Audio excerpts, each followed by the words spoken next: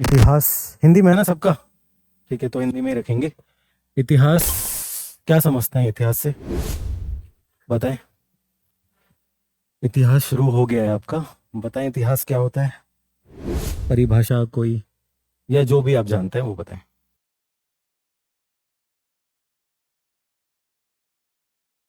ठीक है, मतलब वर्तमान काल, भूतकाल के बारे में पढ़ेंगे। वर्तमान काल में कैसे काम कर रहा है वो सब देखेंगे। आप बताएं कुछ।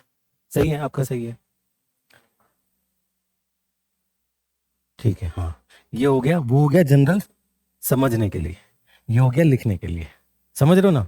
तो हम समझेंगे जनरल उसमें, ताकि चीजें समझ आ जाए आपको। ठीक है, सिंपल उसमें समझेंगे।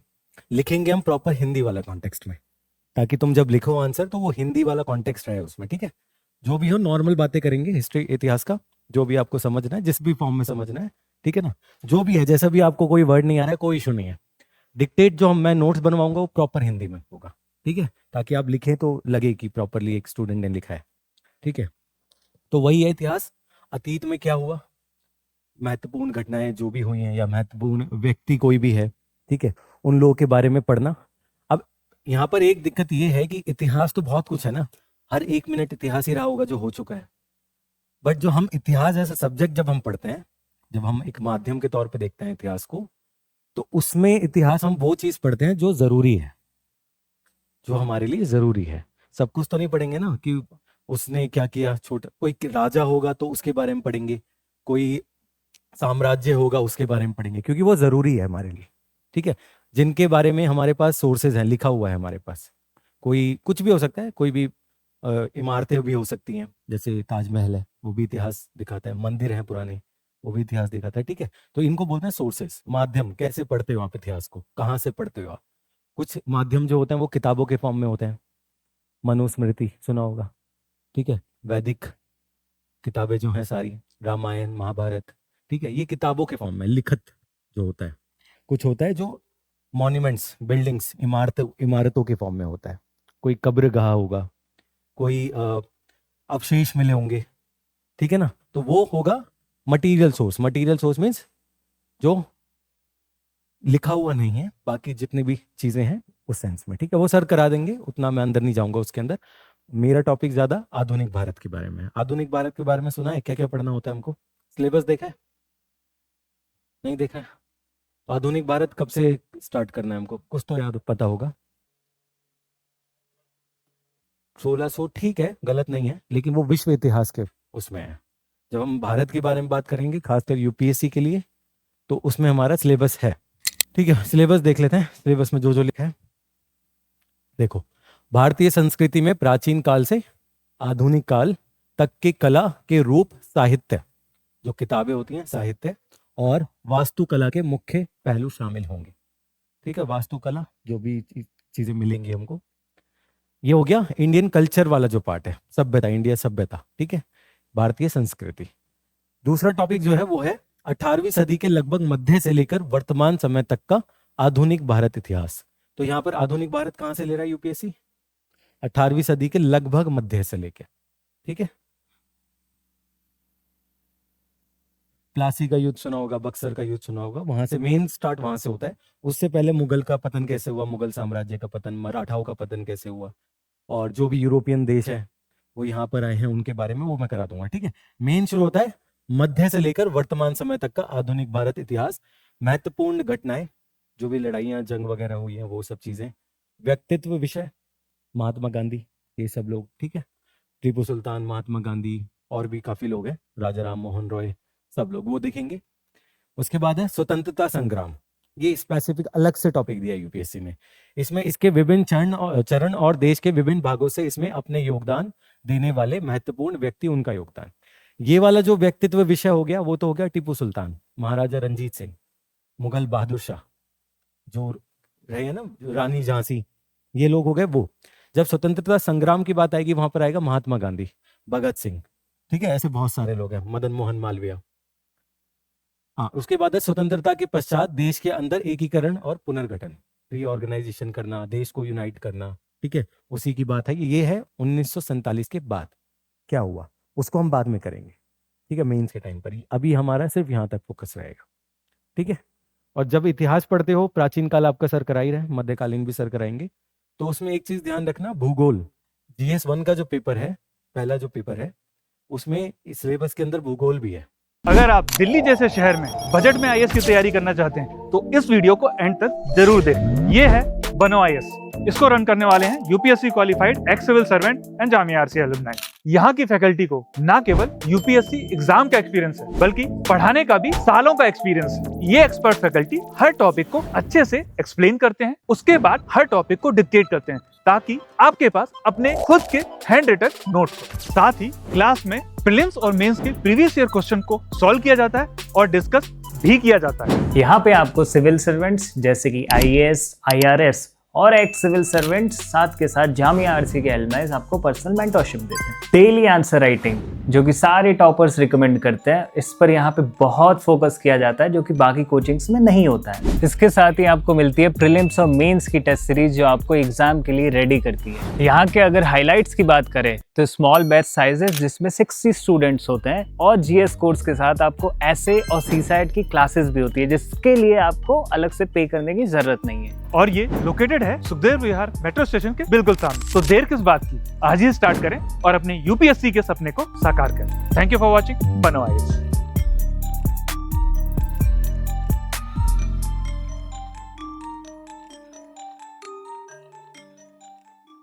विश्व के भौतिक भूगोल, ज्योग्राफी, ठीक है। तो हिस्ट्री को जब भी पढ़ते हो, जब भी समझते हो, प्राचीन काल, मध्यकालीन और मॉडर्न इंडिया, आधुनिक भारत के बारे में जब भी आप समझते हो, तो उसमें हमेशा क्या करना है, भूगोल को ध्यान रखना है। भूगोल का ध्यान रखना है। जैसे मौर्य जो साम्राज्य है, मौर्य साम्राज्य का उदय क्यों हो रहा है, उसके पीछे कुछ भूगोल वाले कारण भी हैं। बहुत सारे कारण होंगे, उसमें एक भूगोल भी है। हाँ, आप कुछ कह रहे हैं?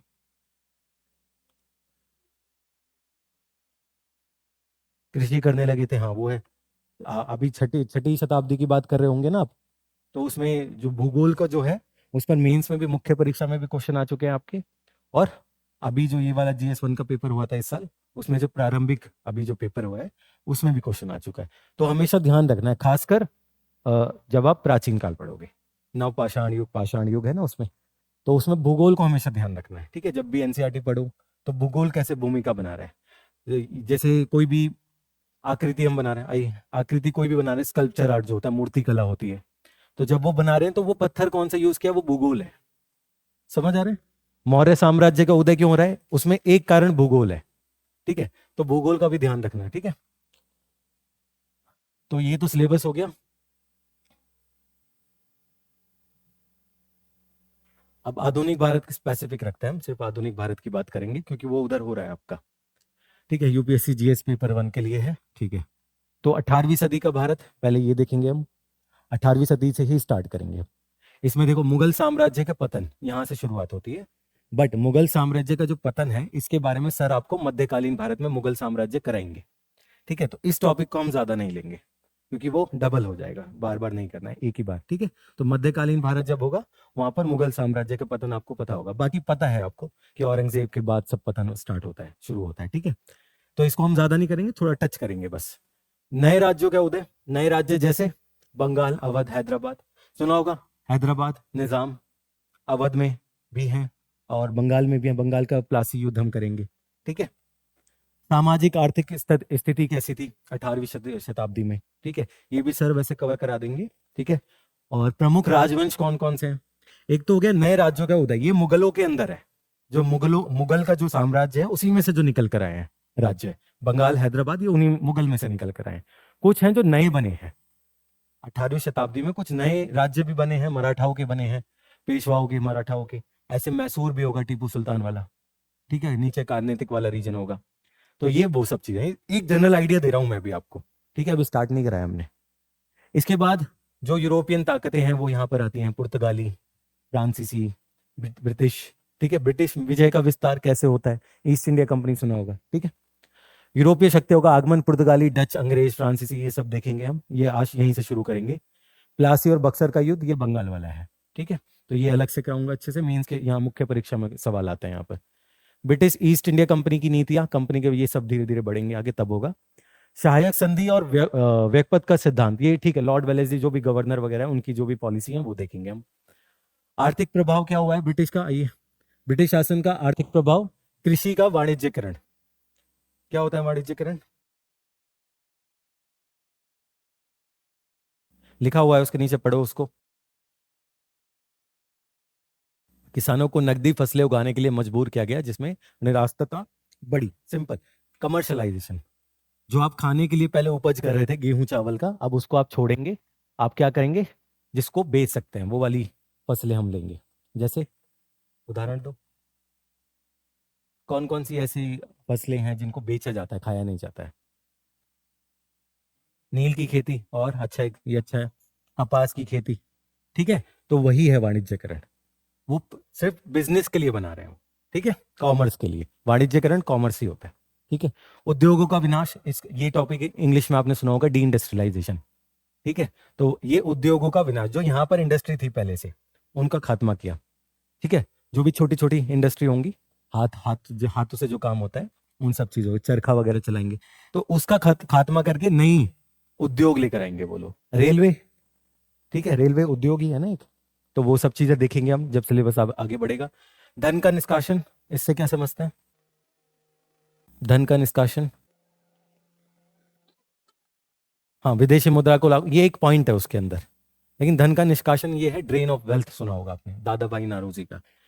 जो भारत का धन है, भारत के जो रिसोर्सेज है, धन का यहाँ पर जो मेन आइडिया है वो है यहाँ के रिसोर्सेज। ठीक है, कोई भी रिसोर्स हो सकता है, चाहे वो खेती का हो, चाहे वो सिक्कों का हो, किसी का भी हो सकता है। वो कहाँ पर जा रहा है? बाहर। बाहर में कहाँ जा रहा है?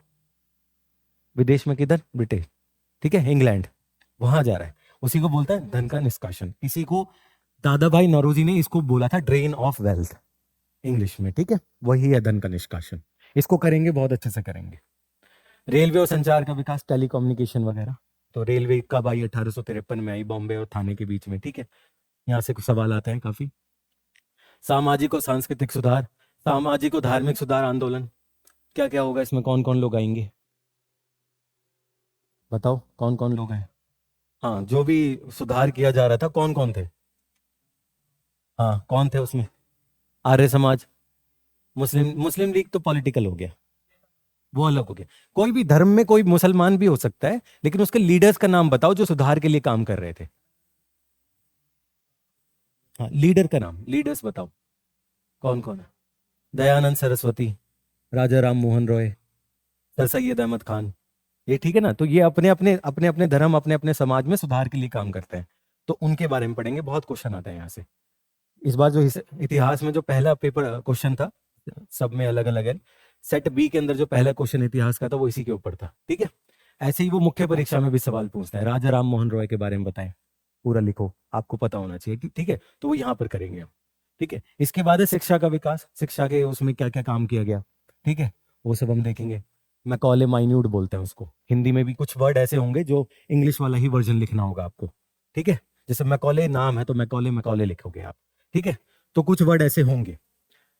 और शिक्षा का विकास, ठीक है, मैकॉले का विवरण पत्र और विश्वविद्यालय अधिनियम से आधुनिक शिक्षा प्रणाली का नींव रखी। जो भी काम किया इन लोगों ने वो करेंगे हम आगे। प्रेस का विकास, प्रेस तो समझते ही है ना, प्रिंट मीडिया वगैरह जो होता है, न्यूज़पेपर वगैरह, अखबार वगैरह, तो उसमें क्या क्या काम किया गया, किसने कौन सा अखबार लिखा, कौन सी बुक लिखी। पीटी में क्वेश्चन आते हैं यहाँ पर, जो प्रारंभिक आपकी परीक्षा है ना, उसमें यहाँ बना देंगे कि इधर यहाँ नाम लिख देंगे और इधर बताएंगे ये वाली किताब या ये वाला अखबार, तो किसने कौन सा लिखा, ठीक है, मैच करो उसको। तो ये भी करेंगे। प्रेस का विकास, ठीक है। महिलाओं की स्थिति में सुधार, ये भी करेंगे बाद में। ये मुख्य परीक्षा के लिए ज्यादा होगा। और ये जो तुम्हारा एस्से वाला पेपर होता है ना, निबंध वाला जो पेपर होता है, उसमें भी ये बहुत काम आएगा, क्योंकि वहां पर उदाहरण लिखने होंगे आपको, ठीक है। तो महिलाओं के ऊपर जो है निबंध कहीं भी आ सकता है, यूपीएससी नहीं, कहीं भी लिखवा सकते हैं आपके ऊपर, तो वहां पर ये काम करेगा, ठीक है। और जीएस 1 में जो आपके सामाजिक वाला जो पेपर है, सामाजिक वाला, उसके अंदर भी होगा, ठीक है, वहां भी काम आएगा। तो इतिहास जो पेपर है ना, ये सिर्फ इतिहास के लिए नहीं पढ़ना है आपको, सबके लिए पढ़ना है। इसीलिए इतिहास का सिलेबस सबसे बड़ा है। ये भूगोल का और इतिहास का जो सिलेबस आप देखोगे, सबसे बड़ा इन्हीं का है, सबसे ज्यादा टाइम इन्हीं में लगता है। क्योंकि इतिहास जब आप देखोगे तो आपको सामाजिक चीजों को भी देखना होगा, और जो दूसरी आर्थिक चीजें उसमें भी ये काम आएगा, ठीक है। और निबंध लिखोगे वहां भी काम आएगा, उदाहरण लिखने होंगे वहां पर, वहां भी काम आएगा, ठीक है। तो 1857 का विद्रोह ये तो सबको पता है, बच्चों को भी पता है इसके बारे में। कोई लीडर्स का नाम बताओ, कौन कौन है मेन जो मुख्य जो लोग हैं इसमें, नाम बताओ। इसमें सिलेबस की जरूरत नहीं है, काफी लोग ऐसे ही जानते हैं। बताओ कौन लेडी थी 1857 के विद्रोह में? झांसी से कोई थी, झांसी की रानी लक्ष्मीबाई। और दिल्ली से कौन था? मुगल बादशाह बहादुर शाह और तांत्या टोपे, ठीक है, मौलवी अहमदुल्ला, बहुत सारे लोग हैं, ठीक है। तो इसको हम बहुत अच्छे से करेंगे 1857 को, ठीक है। ये मुख्य परीक्षा के लिए बहुत जरूरी है और इंटरव्यू में पूछ सकते हैं यहाँ सवाल, ठीक है। जैसे आप दिल्ली से हैं, दिल्ली से है कोई? आप हैं दिल्ली से अगर आप हैं तो जरूरी नहीं है आपका जो ऑप्शन पेपर इतिहास हो या ना हो, उससे फर्क नहीं पड़ता। वो दिल्ली का इतिहास पूछ सकते हैं आपसे, क्योंकि आप दिल्ली से हो। अब दिल्ली से पूछ सकते हैं तो 1857 की क्रांति भी पूछ सकते हैं, ठीक है। बहुत लोगों से इतिहास के बारे में, उनका ऑप्शनल भी नहीं है, बट उनसे इतिहास का क्वेश्चन पूछा है, ठीक है। तो प्रमुख नेता और केंद्र कौन सा है, विद्रोह का दमन, परिणाम क्या क्या हुआ, वो सब देखेंगे हम, क्रांति का महत्व क्या है, ठीक है। जब भी आप मुख्य परीक्षा में जो मेंस का आंसर लिखते हो तो उसमें आखिर में जब भी लिखोगे आप, तो उसका क्या लिखना होता है, महत्व क्या है। हम ये टॉपिक हमने पढ़ा, उस सवाल आया 1857 के बारे में बताओ, लिख दिया आपने, सब कुछ लिख दिया, लेकिन उसकी जरूरत क्या है? इसीलिए तो इतिहास पढ़ रहे हैं ना, कि आपको इन सब चीजों का महत्व पता हो। तो जब कोई भी क्वेश्चन, जब सवाल आप लिखकर बंद करोगे तो आखिर में आप क्या लिखोगे, उसका महत्व। चाहे वो इतिहास का पेपर हो, चाहे वो भूगोल का पेपर हो, ठीक है, किसी का भी हो, आखिर में लिखोगे इसकी जरूरत क्या है, हम क्यों पढ़ रहे हैं, या हमने क्या सीखा है इससे, वही चीज, ठीक है। इसके बाद हम पढ़ेंगे भारतीय राष्ट्रवाद का उदय कैसे हुआ, ठीक है। INC, Indian national Congress, Indian national Congress को इंडियन नेशनल कांग्रेस ही लिखोगे आप हिंदी में, ठीक है। तो वो 1885 से, और ये राष्ट्रवाद होता क्या है ये सब हम डिस्कस करेंगे बाद में, जब ये इसका नंबर आएगा, अभी नहीं। अभी सिर्फ टच करा के बता रहा हूँ कि हमें पढ़ना क्या क्या आगे, ठीक है। राजनीतिक संगठन कौन कौन से बने, कांग्रेस से पहले भी बहुत कुछ हुआ था, तो कौन कौन से संगठन थे वहां, दोनों मुख्य और प्रारंभिक दोनों में आता है सवाल। नरमपंथी गरमपंथी क्या होता है, जिसको आपने सुना होगा मॉडरेट्स और एक्सट्रीमिस्ट, नरमपंथी गरमपंथी। गांधीवादी आंदोलन, जो भी आंदोलन है गांधी जी जिसमें है, ठीक है, नमक वाला आंदोलन वगैरह सब, ठीक। विभिन्न विचारधाराएं, तो विचारधाराएं भी अलग अलग है, कोई साम्राज्यवाद की बात करेगा, कोई किसी और चीज की बात करेगा, ठीक है, ठीक है। ये स्वतंत्रता और विभाजन, जब ये सब चीजें हो जाएंगी, आजादी होगी 47 में, और आजादी के साथ क्या होगा, स्वतंत्रता भी होगी और विभाजन भी होगा, डिवीजन भी होगा और इंडिपेंडेंस भी होगा, दोनों चीज होंगी, ठीक है। तो उसके बाद हम तो 1947 तक टॉपिक ले जाकर हम बंद कर देंगे। इसमें भी काफी क्लासेस लगेंगी, ठीक है, करीब करीब 40 क्लासेस यहाँ तक पहुंचने में लगेंगी। तो सबसे बड़ा पार्ट यही है आधुनिक भारत। इसलिए बड़ा है क्योंकि इसमें प्रारंभिक हो या मुख्य परीक्षा हो या आपका इंटरव्यू हो, सवाल यहाँ से बहुत आता है, ठीक है। तो ये इसका फिर बढ़ भी जाता है साइज। बाकी प्राचीन भारत और मध्यकालीन भारत में इतना टाइम नहीं लगेगा, ठीक है। तो इसमें हम स्लो चलेंगे, अच्छे से चलेंगे, ठीक है। और ज्यादा जो हमारा जो ध्यान होगा, वो हमारा ध्यान होगा मुख्य परीक्षा के ऊपर, क्योंकि मुख्य परीक्षा के ऊपर ज्यादा काम हमको करना है, क्योंकि सवाल वहां ज्यादा आता है। प्रारंभिक के लिए हम इसमें थोड़ा कम देखेंगे, बट करेंगे, काफी हद तक हम करेंगे, 70 से 80% प्रारंभिक वाला भी कवर हो जाएगा। बट उसके साथ आपको एक किताब भी कवर करनी पड़ेगी, और वो किताब का नाम कोई बताएगा, कौन सी पढ़ते हैं? आदुल नहीं, वो तो उसके लिए हो गई पॉलिटी वाला। मॉडर्न इंडिया जो है आधुनिक भारत है, इसके लिए एक किताब है जो सब लोग पढ़ते हैं यूपीएससी में, हिंदी हो या इंग्लिश हो। स्पेक्ट्रम का नाम सुना है? ठीक है, तो स्पेक्ट्रम को पढ़ना पड़ेगा, जरूरी है, क्योंकि स्पेक्ट्रम में नोट्स के फॉर्म में ही है वो, समझ रहे हो, नोट्स हैं उसमें। तो अब यहाँ पर हम मेहनत करें, सारा कुछ लिखवाऊं मैं, कोई फायदा नहीं है। हम उस पर फोकस करेंगे जो क्लास में जरूरी है, मुख्य परीक्षा। उसमें से अगर ये सोचो आप, अगर 100 नंबर का क्वेश्चन भी आते हैं इसके इतिहास के, तो उसमें आधुनिक भारत के करीब 60 से 70 नंबर का होगा, ठीक है। जो अभी जनरल जो चल रही हैं चीजें, उसके हिसाब से बता रहा हूँ, चेंज भी हो सकता है, यूपीएससी का कुछ भरोसा नहीं है, ठीक है। 50 से 60% जो है इसी से आता है। तो हमारा मुख्य परीक्षा पर ज्यादा फोकस होगा, समझ रहे हैं ना आप।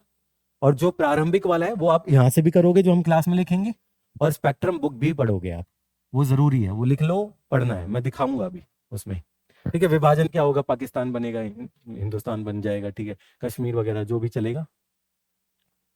तो ये तो हो गया ओवरऑल जो देखना है हमको आधुनिक पर। आज पहली क्लास है, थोड़ा नॉर्मल रखेंगे, ठीक है, समझने के लिए कि करना क्या है और कैसे करना है। ये किताब है, और जो हम क्लास में रखेंगे ना, आप लोगों के लिए थोड़ा आसान रहे, इसलिए मैं स्पेक्ट्रम के सिलेबस के हिसाब से चलूंगा। सिलेबस वही है, ठीक है। बट इसके हिसाब से, ताकि जब यहाँ मैं टॉपिक करा दूं आपको, आप रेफर वहां से कर ले कि ये वाला टॉपिक सर ने यहाँ से क्लास में कराया और यही वाला टॉपिक उस चैप्टर है वहां पर। तो आप जो मैंने वहां छोड़ा है वो वहां से आप कवर कर लोगे। प्रारंभिक के लिए, मुख्य के लिए मैं सारा करा दूंगा, ठीक है। और थोड़ा मैं ज्यादा लिखवाऊंगा ताकि आपको इधर उधर ना जाना पड़े, सारी चीज यहीं मिल जाए आपको, ठीक है। तो थोड़ा हाथ भी दर्द करेगा, ठीक है, उसके लिए तैयार रहना। आधुनिक भारत स्पेक्ट्रम बुक मिल जाएगी आपको, बुक ले लेना या पीडीएफ जैसे भी आपको ठीक लगता है वैसे पढ़ लेना। और लेटेस्ट वाला मॉडल लेना, पुराना वाला थोड़ा छोटा होगा, जो अभी वाला है वो थोड़ा बड़ा है, ठीक है, क्योंकि हर साल ये बढ़ा देते हैं। तो ठीक है, ये देखते हैं, इसमें इसका इंडेक्स देख लेते हैं फिर आगे बढ़ेंगे। ये देखो, स्रोत, सोर्सेज, ये जो हम इतिहास पढ़ते हैं कहाँ से पढ़ते हैं, ये जो इतनी सारी किताबें लिखी गई हैं, स्पेक्ट्रम लिखी गई है, या मैं आपसे सिंधु घाटी की सभ्यता के बारे में बात करूं, कहाँ से बात कर रहा हूं मैं? उसका कोई मटेरियल होगा ना, कुछ लिखा होगा, कुछ मिला होगा, अवशेष मिले होंगे, फिर उसके बेस पर जो इतिहासकार है उन्होंने लिखा होगा, ठीक है। तो वही होता है सोर्स। पहला चैप्टर है, आपको ज्यादा ध्यान नहीं देना इसमें, सिर्फ ऊपर ऊपर से देख के निकल जाना है। ये क्वेश्चन, सवाल यहाँ से नहीं आता, ठीक है। तुम लोगों के लिए जरूरत नहीं है, अगर तुम्हारा ऑप्शन नहीं है तो। ऑप्शन है किसी का इतिहास नहीं है ना, तो ज्यादा जरूर नहीं है, बस एक बार समझ लेना, ऊपर से निकल जाना, याद करने की जरूरत नहीं है, ठीक है। जैसे राजकीय अभिलेख जो गवर्नमेंट के रिकॉर्ड्स है, जैसे मुगल उस टाइम पर गवर्नमेंट थी, गुप्ताज उस टाइम पे गवर्नमेंट थे, गुप्ता साम्राज्य वाले वो गवर्नमेंट थी ना उनकी, तो उनके भी कोई डॉक्यूमेंट होंगे, ठीक है। तो वो और केंद्र सरकार जो आज की है, राज्य सरकार वगैरह, न्यायिक प्रकाशित जो जुडिशरी वाला है, न्यायिक, ठीक है, समझ रहे ना। ये ज्यादा नहीं करना है हमको, सिर्फ ऊपर ऊपर से बता रहा हूँ। जीवनी साहित्य, जीवनी किसी की भी जीवनी हो सकती है, बाणभट्टा ने लिखी है हर्षवर्धन की, ठीक है। तो हर्षवर्धन वाली किताब वो जीवनी है उसके ऊपर। तो बाणभट्टा ने अगर वो किताब लिखी है, आप पढ़ोगे उसको, प्राचीन भारत के जब लास्ट टॉपिक होगा वहां पर हर्षवर्धन आएगा। तो हर्षवर्धन की जो जीवनी है वो उसके उसके बारे में कुछ बताएगी कि वो आदमी कैसा था, व्यक्ति, उसका व्यक्तित्व उसका कैसा था, क्या क्या काम किए थे उसने, ठीक है। तो वो जो उसकी पॉलिटिक्स थी वो कैसी थी, ठीक है, सब कुछ बताएगा। तो जीवनी भी एक सोर्स होती है। और बाकी चित्रकला, फोटो, पेंटिंग्स वगैरह मिलती है। भीमबेटका की सुनी होगी आपने, भीमबेटका सुना है ना, मध्य प्रदेश रायसेन डिस्ट्रिक्ट में, तो वो भी कुछ बताता है। जो पेंटिंग्स होती हैं, आप कंसिडर करो, ये एक पेंटिंग मिली है आपको, आप भीमबेटका गुफाओं के अंदर हो, एक पेंटिंग मिली है, आप कैसे पढ़ोगे उसको, पेंटिंग को? जो चित्र बना है वो क्या बताता है? शिकार। आप अगर उसमें कोई भाला वाला यूज कर रहा है, कोई जानवर है उसमें, तो वो क्या बता रहा है कि वो शिकार करते थे। और क्या बता सकती है वो पेंटिंग, चित्रकला? नृत्य कला, डांस वांस हो सकता है उसमें कोई, तो वो नृत्य कला उसके कल्चर के साथ, जो उनका कल्चर है उसके बारे में बताएगा। और क्या हो सकता है? धर्म के बारे में बता सकता है, ठीक है, लेकिन उसमें डिबेट हो जाती है। बता सकता है बट उसमें कोई वो नहीं है। जैसे आप ये कंसिडर करो, अजंता की पेंटिंग्स है, अजंता सुना है ना, अजंता की गुफाएं, वहां भी चित्रकला है। तो वो बौद्ध धर्म के बारे में बताती है, क्योंकि बुद्धा का फोटो है वहां पर, हो गया बौद्ध धर्म। तो ये भी क्या है, सोर्स है ये, ठीक है। तो इतिहास ऐसे ही पढ़ते हैं। और भी कुछ हो सकता है। और सोचो, पेंटिंग्स को सोचो, चित्रकला कोई भी पेंटिंग है उसके बारे में सोचो, कैसे पढ़ सकते हैं, बताओ तुम। ऐसे सीख जाओगे, ये जो मैं प्रैक्टिस यहाँ करवाऊंगा ना, इससे सीखोगे, आंसर लिखने में काफी काम करेगा ये। और सोचो क्या हो सकता है, कोई भी चित्रकला आपने देखा यहाँ पर, एक तो आपने बता दिया कि उनकी नृत्य का, और क्या हो सकता है, धार्मिक के बारे में हो सकता है, और खान पीन हो कैसा हो सकता है, शिकारी, हाँ, सिक्के हो सकते हैं उसमें, अगर होंगे तो उसके अंदर जो भी आप चित्रकला की बात करें उसमें, हाँ, तो उसमें हो सकता है। और क्या हो सकता है? हाँ हाँ, जो भी इसमें जानवर हैं, जो भी उसमें पक्षी वगैरह है, तो वो बताएगा कि ये पक्षी था उस टाइम पर। छोटा सा एग्जांपल देता हूँ, मुगल्स की पेंटिंग में एक पक्षी है, डोडो, डोडो बोलते हैं उसको, आज नहीं है वो, आज वो खत्म हो गया इंडिया से, बट वो पेंटिंग बता रही है कभी ये था, ठीक है। तो वो भी तो एक सोर्स हुआ ना, जानकारी का स्रोत हुआ एक। ऐसी जो पेंटिंग्स के जो कलर हैं वो भी तो कुछ बता रहे हैं ना, कुछ केमिकल यूज हुआ है, उन्होंने कलर उन्होंने बनाया होगा, ठीक है, किसी पत्थर को यूज किया होगा, ठीक है। तो ऐसे पढ़ते हैं पेंटिंग्स को। ऐसे बहुत सारी चीजें होंगी, वो प्राचीन काल वाले में सर बता देंगे, ठीक है।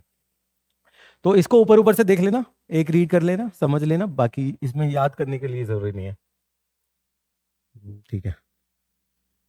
हाँ, इतिहास लेखन के अप्रोचेज होती हैं, ठीक है, किस तरीके से इतिहास लिखा जाता है, आप लोग के काम का नहीं है, क्योंकि आपका ऑप्शन नहीं है। ऑप्शनल होता तो आपके काम का होता, ठीक है। तो तरीके होते हैं, औपनिवेश निवेश, ये औपनिवेशिक, औपनिवेशिक क्या होता है, कोलोनियलिज्म सुना है, हाँ, तो वही चीज है जो अंग्रेजों ने लिखा है, ठीक है। जो अंग्रेजों ने लिखा है वो अपने हिसाब से लिखा होगा, भारत के बारे में कुछ बुराइयां की होंगी, फिर बताया होगा इसलिए भारत की ये बुराइयां हैं इसलिए हम इनके ऊपर रूल कर रहे हैं। समझ आ रहा है ना? तो वो अपने तरीके से लिखेंगे, मुगल्स अपने तरीके से लिखेंगे, गुप्ता अपने तरीके से लिखेंगे, ठीक है। बट यहाँ जब औपनिवेशिक बोलते हो आप तो ये कॉलोनियलिज्म अंग्रेजों की बात है, ठीक है। राष्ट्रवादी जो हिंदुस्तानी लोग हैं, जो इंडियंस हैं, वो भी लिख रहे हैं इतिहास, ठीक है। तो वो कैसे लिखते हैं वो सब चीजें, वो थोड़ा इंडिया के फेवर में लिखेंगे, इंडिया के सपोर्ट में लिखेंगे, ठीक है। इनकी भी प्रॉब्लम है, उनकी भी प्रॉब्लम है, ठीक है। मार्क्सवादी, मार्क्स सुना है ना, कार्ल मार्क्स सुना होगा, सभी लोग पढ़ते हैं मार्क्स को कुछ हद तक, कुछ कोई ज्यादा पढ़ता है कोई कम पढ़ता है। तो मार्क्सवादी कुछ इतिहासकार हैं, वो कैसे देखते हैं? मार्क्सवादी इतिहासकार जो हैं उनका मेन फंडा क्या होता है? जब भी हम मार्क्सिज्म की बात करते हैं, मार्क्सवादी लोगों की बात करते हैं, क्या होता है उनका मेन बेस, क्या होता है, किस चीज पे सोचते हैं वो? अपने हिसाब से तो ठीक है, लेकिन किस चीज के ऊपर बात करता है? सोचो जरा, जो भी पता है मार्क्स के बारे में बताओ, मैं निकालूंगा पॉइंट उसमें से। चलो बोलो आप, क्या पढ़ा है मार्क्स के बारे में? कुछ तो पढ़ा होगा, सुना होगा। नहीं, कल्चर नहीं, कल्चर एक हद तक ठीक है, लेकिन एक मेन पॉइंट है, बताओ। कुछ याद नहीं है? चलो मैं बताता हूँ, छोड़ो। कार्ल मार्क्स जो है, या जो भी मार्क्सवादी लोग हैं, वो कार्ल मार्क्स की फिलॉसफी के ऊपर काम करते हैं। उनका मेन फंडा ये होता है कि हर चीज को वो किसके हिसाब से देखेंगे? पैसों के हिसाब से, इकोनॉमी के हिसाब से। समझ आ रहा है ना? उसके हिसाब से देखेंगे, कुछ भी हो रहा है उसके पीछे ये है, इकोनॉमी है, पैसा है, ठीक है। उसके वजह से हो रहा है, किसी के पास ज्यादा है, किसी के पास कम है, जिसके पास ज्यादा है वो उसको दबा के रखेगा, ठीक है। यही है मार्क्सवादी।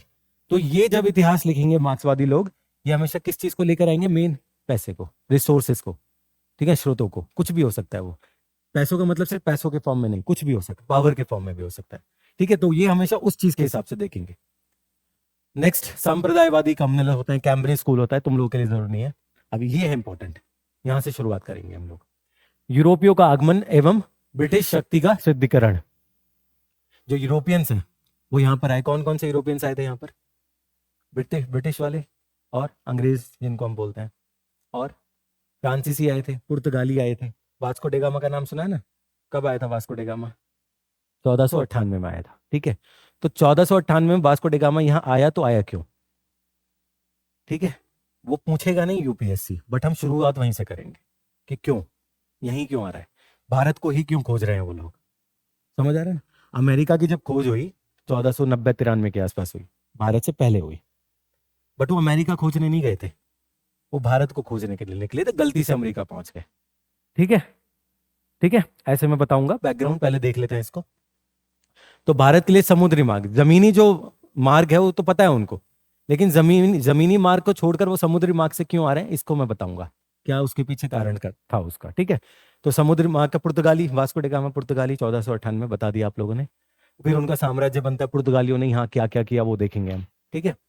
उसी के बाद हम देखेंगे डच लोग हैं, डेन्स भी बोलते हैं इनको। तो डच लोगों ने क्या किया, वो कैसे आए यहाँ पर, फिर उनका क्या इशू हुआ यहाँ पर, जो भी दिक्कतें हैं अंग्रेजों का, ये तो मेन है टॉपिक ही, पूरा जो हमारा आधुनिक भारत है वो तो अंग्रेजों के रिलेशन में ही होगा ना सारा, तो इसको वैसे देखेंगे।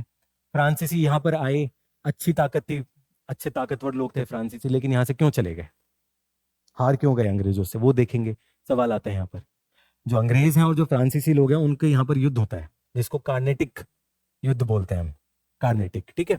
तो वो कार्नेटिक युद्ध क्यों हुआ, क्या था उसमें, वो सवाल प्रारंभिक और मुख्य परीक्षा दोनों के लिए, ठीक है।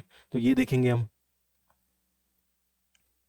बाकी और यूरोपियंस कौन कौन आए, तो अंग्रेज ही क्यों जीतते हैं आखिरकार, डच भी आए, पुर्तगाली भी आए, फ्रांसीसी भी आए, ये लोग नहीं टिक पाए ज्यादा, या टिके तो कुछ एक छोटी सी जगह में टिके, ठीक है। जैसे गोवा किसके कंट्रोल में था 1947 के बाद तक, पुर्तगालियों के, ठीक है। तो ये रहे, बट कुछ छोटी जगहों में रहे। भारत पर जो कब्जा किया वो किसने किया, ब्रिटेन वालों ने, अंग्रेजों ने, ठीक है। तो दूसरे लोग क्यों हार गए और या फिर अंग्रेज लोग क्यों जीत गए इस मामले में, वो देखेंगे हम, ठीक है, मुख्य परीक्षा के लिए। ब्रिटिश विजय के समय भारत की स्थिति, या ब्रिटिश के आने के पहले पूर्व भारत की स्थिति क्या थी। तो भारत की स्थिति ब्रिटिश से पूर्व हम पढ़ेंगे मुगल, क्योंकि मुगल जब बंद करेंगे आप मध्यकालीन भारत में, तब शुरू होता है आधुनिक भारत, ठीक है, मुगल का चैप्टर क्लोज होगा और फिर आधुनिक भारत शुरू होगा। हालांकि उसमें मुगल फिर चलते रहेंगे but लेकिन छोटे स्तर पर 1857 तक तो चलेंगे। ठीक है, बाकी उसमें हम देखेंगे क्या क्या है, जो भी है आगे बढ़ेंगे। तो ये इंडेक्स है, इसमें ब्रिटिश शक्ति का विस्तार कैसे कैसे कंसोलिडेट करते हैं वो रूल, यहाँ पर कब्जा कैसे करते हैं, फिर उसको रोके कैसे रखते हैं, वो सब देखेंगे। मैसूर, टीपू सुल्तान वाला सुना होगा आपने, अंग्रेजों के बंगाल विजय, ठीक है, ये सब कराएंगे। तो ये हो गया सिलेबस। तो कोशिश करना स्पेक्ट्रम पढ़ना शुरू करें, क्योंकि मैं जो जरूरी फैक्ट है मैं छुड़वाऊंगा भी, क्योंकि सब जो मुख्य परीक्षा है वो ज्यादा फोकस है हमारा, और उसमें मैं सब कुछ नहीं लिखवा सकता, पॉसिबल नहीं है। पूरा लिखवाऊंगा तो पता चलेगा 100 क्लासेस इसी में चली गई। ठीक है, तो थोड़ी सी मेहनत स्पेक्ट्रम आपको पढ़नी पड़ेगी, कोई ऑप्शन नहीं है आपके पास। ठीक है, तो क्लास नोट्स और स्पेक्ट्रम, तब जाके आपका 95% कवर हो जाएगा, 95%। फिर भी छूटेगा, और वो 5% के लिए नहीं लड़ना है आपको, आपको 95% के लिए काम करना है। ठीक है, कुछ कुछ सवाल ऐसे होते हैं जो किसी को नहीं पता होता है, वो नए सवाल होते हैं बिल्कुल। इतिहास के ऊपर काफी किताबें लिखी गई हैं, वो अब एक सवाल जो छूट रहा है आपका, उसके चक्कर में आप 10 किताबें नहीं पढ़ोगे, आप वो पढ़ोगे जो सब पढ़ते हैं। उस कंपटीशन में फिर उसके रिवीजन करोगे अच्छे से, उस कंपटीशन में ऊपर रहना है आपको। समझ आ रहा है ना? तो 100% कभी कवर नहीं होगा, कितना भी पढ़ लो आप, नहीं कवर हो ही नहीं सकता है। ठीक है, तो 95% कवर हो जाएगा।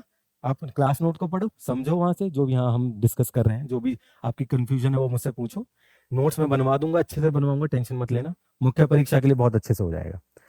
जो प्रारंभिक वाला है उसका ये वाले नोट्स प्लस स्पेक्ट्रम दोनों पढ़ना होगा। इसीलिए मैं आपके लिए थोड़ा इजी करके रखूंगा कि जो मेरे सिलेबस में अरेंज करूंगा आपके लिए, वो स्पेक्ट्रम के हिसाब से करूंगा, ताकि आप रेफर कर सको। ये चैप्टर हमने यहाँ किया और स्पेक्ट्रम में ये वाला चैप्टर यहाँ पर है, दोनों को पढ़ के खत्म करो। ठीक है, चलो अब देख लेते हैं। देखो, आधुनिक भारत है तो हम शुरू करेंगे सुल्तान महमद से। सुल्तान महमद कहाँ का था?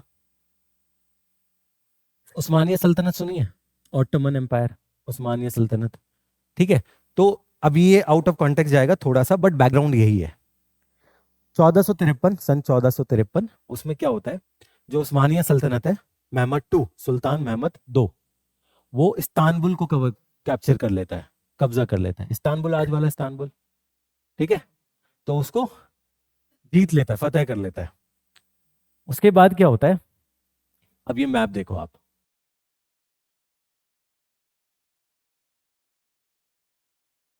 इधर भारत है, अफ्रीका है, ये यूरोप है ऊपर, यहाँ पर एशिया है, एशिया का पूरा स्टार्ट होता है, ये अरब वाली कंट्री है। अब इसमें होता क्या है, 1453 में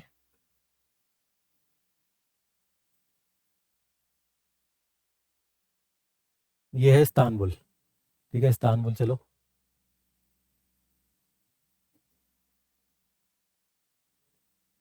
ठीक है, ये इस्तांबुल है। अब अंग्रेज जो हैं या यूरोपियन जो लोग हैं, वो लोग भारत से व्यापार करते हैं जमीन के थ्रू। ठीक है, जमीनी व्यापार होता है, कहां से? यहां होता है। जो यूरोप है, यूरोपियन देश हैं, वो ठंडे इलाके हैं, ये तो पता ही है, ज्यादातर ठंडे इलाके हैं, चाहे रशिया हो, यूरोप हो, उधर का। ठीक है, ठंडे इलाके, इनको बहुत सारी ऐसी वस्तुएं चाहिए होती हैं या सामान चाहिए होता है, जो इनकी ये ठंडी वाली जो चीजें हैं उसको ठीक से काम कर जाए। जैसे इनको ठंडा इलाका है तो इनको मांस का उत्पादन है, इनका मांस चाहिए खाने के लिए, मांस को ठीक से स्टोर करने के लिए ना मसाले चाहिए होते हैं। उस टाइम फ्रिज तो था नहीं, रेफ्रिजरेशन, ठीक है, तो उसके लिए क्या है, मसाले यहां से आते थे, आज भी आता है ना मसाले साउथ से। ठीक है, दक्षिण भारत से मसालों का उत्पादन होता है ना बहुत सारे, तो यहां से ये ट्रेड हो रहा है। और भी वस्तुएं हैं, क्योंकि भारत फेमस था मुगल काल में, काफी बहुत सारी वस्तुएं यहाँ से बाहर जाया करती थी। ठीक है, आपने सुना भी होगा, मध्यकालीन भारत में पता भी चलेगा जब सर करवा देंगे। तो जब यहाँ तुर्क लोग यहाँ बैठे हुए थे, वो इसको कब्जा कर लेते हैं, तो ये वाला जो रूट है, जो रास्ता, ये बंद हो जाता है। बंद हो जाएगा तो टैक्सेस ज्यादा लगाएंगे तुर्क लोग। उस्मानिया सल्तनत बिल्कुल बंद भी नहीं करेंगे, बट टैक्सेस बढ़ा देंगे। ठीक है, कर बढ़ा देंगे उसके ऊपर, तो इनके लिए दिक्कत हो जाएगी यूरोपियन। ठीक है ना, और इसी टाइम पे रेनेसा का पीरियड चल रहा होता है। रेनेसा एक 16वीं 17वीं शताब्दी में होता है यूरोप में। उसमें क्या होता है, कुछ जो धार्मिक चीजें वो कम होती हैं, और जो प्रैक्टिकल चीजें हैं, कुछ भी हो, इकोनॉमी हो, कुछ भी हो, वो बढ़ती है। साइंस बढ़ता है, ठीक है, बहुत सारी औद्योगिक चीजें बढ़ती हैं, तो उसके वजह से क्या होता है, औद्योगिकरण जो यहाँ हो रहा है यूरोप में, खाने का भी इशू है, पहनने का इशू है, और औद्योगिकरण भी हो रहा है, तो उसमें सामान चाहिए, उनको कॉटन चाहिए, कपास बोला था आपने, कपास चाहिए, वो कहाँ से आएगा, भारत फेमस था उसके लिए, अमेरिका भी इन्होंने ढूंढा नहीं है, ठीक है, अमेरिका का 1453 में होता है, इंडिया में आता है 1498 में, वास्को डे गामा। तो उसकी वजह से क्या होता है, ये यहां से निकलता है, ठीक है, खोज करने के लिए निकलता है कि कोई और रास्ता मिल जाए समुद्र के थ्रू जहां हम भारत पहुंच जाए। तो इसमें बहुत सारी चीज होती हैं, कोई इधर चला जाता है, कोई उधर चला जाता है, कोई कहीं और, काफी लोग तो मर ही जाते हैं, ठीक है। तो उसमें एक अमेरिगो नाम का बंदा होता है, वो कहाँ पहुंचता है, अमेरिका, उसी के नाम पर अमेरिका नाम आया है, ठीक है। और भी हैं, कोलंबस भी है, पहले कोलंबस पहुंचता है, कोलंबस एक बंदा था, तो कोलंबस जब पहुंचता है अमेरिका की जमीन पर, तो उसको ये लगता है कि ये भारत का ही एक हिस्सा है, पूर्वी हिस्सा कुछ ऐसे करके बोलता है वो, बट ऐसा होता नहीं है। फिर उसी में से एक इटली का बंदा होता है, उसका नाम होता है अमेरिगो, वो 1493 में अमेरिका पहुंचता है, 1493 के बाद अमेरिका पहुंचता है, और वो बोलता है ये भारत नहीं है, हिंदुस्तान नहीं है, ये कोई अलग ही हिस्सा है। उसी बंदे के नाम पर फिर अमेरिका नाम होता है, फिर वो अमेरिका के इतिहास अलग है, उसको हम नहीं जाएंगे। इसी में से पुर्तगाली एक बंदा होता है, वास्को डे गामा, वो यहाँ पहुंचता है। बहुत सारे पुर्तगाली लोग यहाँ तक पहुंचते हैं फिर वापस चले जाते हैं, लेकिन वास्को डे गामा यहाँ से आगे बढ़ जाता है, ठीक है। कहाँ पहुंचता है, कैलिकट में, कलिकत बोलो या कैलिकट बोलो, ठीक है, 1498 में। समझ आ रहा है ना, मैंने वो उस्मानिया वाला क्यों बताया आपको, क्योंकि रास्ता बंद हो गया है और उनको अपना काम धंधे भी देखना है, ठीक है, तो उसकी वजह से ये लोग यहाँ से जाएंगे, ठीक है, अपने पैसे बचाएंगे, तो यहाँ से फिर अपना ट्रेड स्टार्ट करेंगे, फिर वास्को डी गामा यहाँ आएगा, सामान लेकर जाएगा, और ये जो रास्ता है इसको ये छुपा कर रखेंगे, बताएंगे नहीं किसी को, क्योंकि अगर बता देंगे तो ब्रिटेन वाले भी आएंगे, अंग्रेज लोग भी आएंगे, इटली वाले लोग भी आएंगे, ये क्या कर रहे हैं, नहीं कोई ना आए, हम अपना खुद ही करेंगे बिजनेस, और यहाँ से सामान ले जाकर वहां महंगा बेचेंगे, यही पॉलिसी होती है ना कंपनीज की, ठीक है। तो ये है मेन बैकग्राउंड कि यहाँ पर आए क्यों या कैसे आए, समझ आ रहा है, ये आएगा नहीं, एग्जाम में नहीं आएगा ये सवाल, लेकिन ये समझने के लिए जरूरी होता है, ठीक है। और इंडिया में क्या है,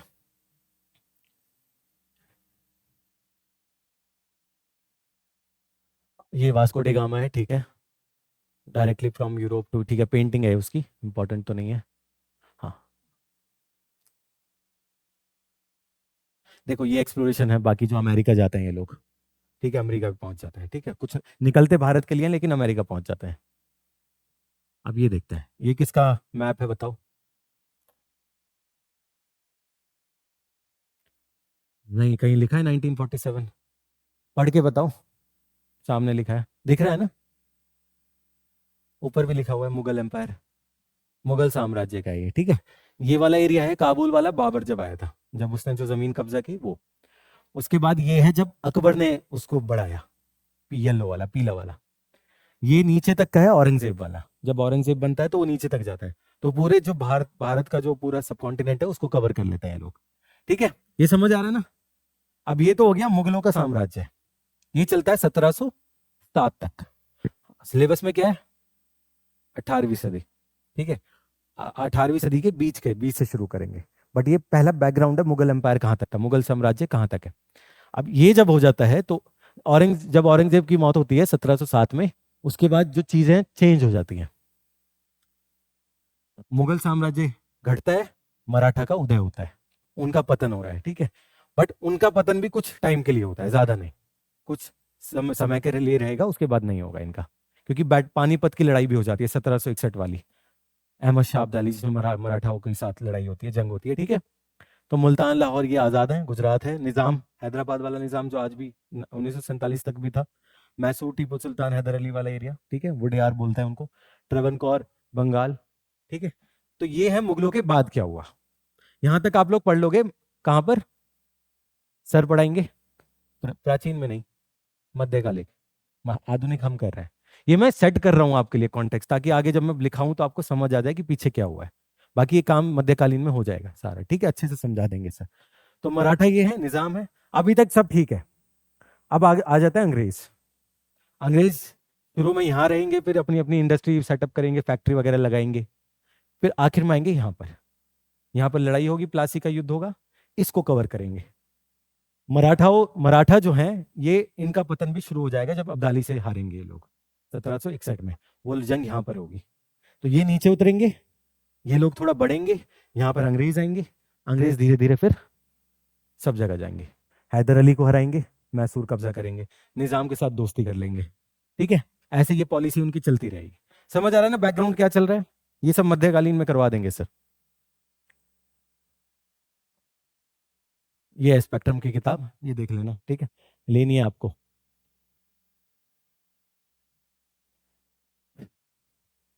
चलो, अब नोट्स रखना अलग, मिक्स नहीं करना है। आधुनिक भारत अलग रखना क्योंकि बड़ा टॉपिक है, तो इसमें काफ़ी चीज़ें लिखी जाएंगी। ऐसा नहीं है कि सारा वो एक साथ मिक्स कर दो फिर बाद में दिक्कत हो, और टॉपिक वाइज बनाना है। ठीक है, चलो इतिहास की पहले तो इतिहास लिखो, आधुनिक भारत लिखो, सिलेबस जो शुरू कर रहे हैं हम लोग।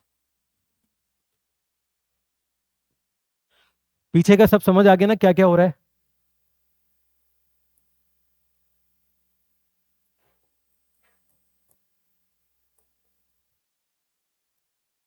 सबसे पहले बताओ मुझे इतिहास क्या होता है,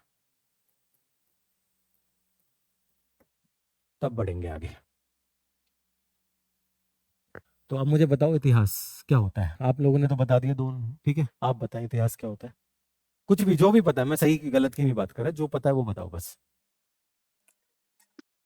ठीक है, यही है इतिहास।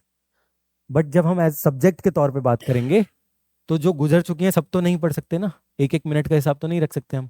जो जरूरी चीजें हैं, हाँ, जो बड़ी पर्सनैलिटी है, साम्राज्य है, सिर्फ उनके बारे में, या फिर कह लो जो यूपीएससी ने सिलेबस दिया है हमको वो पढ़ता है। ठीक है, तो लिखो इसमें इतिहास की परिभाषा लिखो पहले, फिर आगे बढ़ेंगे।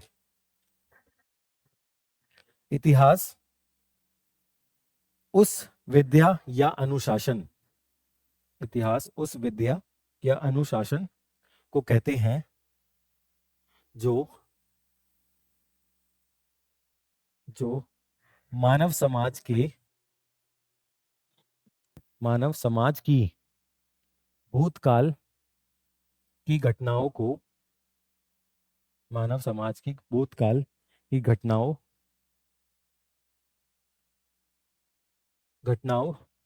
कॉमा विचारों कॉमा संस्कृतियों, विचारों, घटनाओं, संस्कृति, विचारों का अध्ययन करता है। उस अनुशासन को कहते हैं जो मानव समाज के भूतकाल की घटनाओं, संस्कृतियों, जो भी लिखना है आपको अपने हिसाब से लिख लो, कोई बात नहीं, विचारों का अध्ययन करता है, या ये वो विद्या है, ठीक है, जो इन सब की बातें करता है। ठीक है, एक लाइन और लिख लो, कहीं निबंध वगैरह में लिखने के लिए अच्छा रहेगा। इतिहास वह दर्पण है, इतिहास वह दर्पण है, दर्पण, दर्पण क्या होता है? आईना। हाँ, वह दर्पण है या वो आईना है, आईना जो उर्दू वर्ड है वैसे, वह दर्पण है जिसे जिसमें मानव सभ्यता की छवि दिखाई देती है, मानव सभ्यता की छवि दिखाई देती है।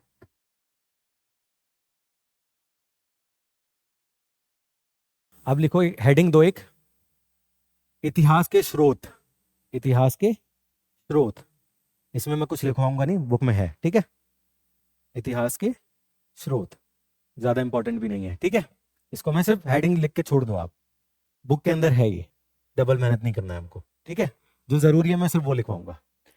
चलो आगे बढ़ते हैं। अब हेडिंग दो, भारत में, हेडिंग लिखनी है बड़ी हेडिंग, भारत में यूरोपियों का आगमन, यूरोपियों का आगमन।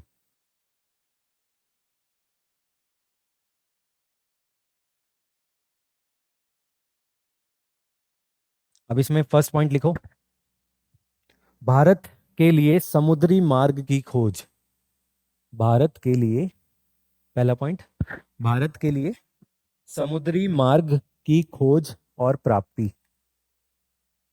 समुद्री मार्ग की खोज और प्राप्ति। इसमें लिखो सब पॉइंट, इसी के अंदर पॉइंट लिखो, जो ये स्टेटमेंट लिखवाई है ना मैंने, इसी स्टेटमेंट के लिए सब पॉइंट लिखो। इसमें लिखो यूरोप में प्रबोधन युग, प्रबोधन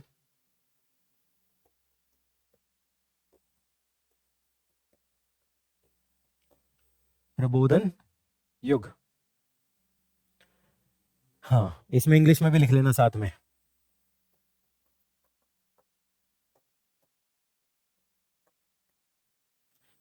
यूरोप में प्रबोधन युग की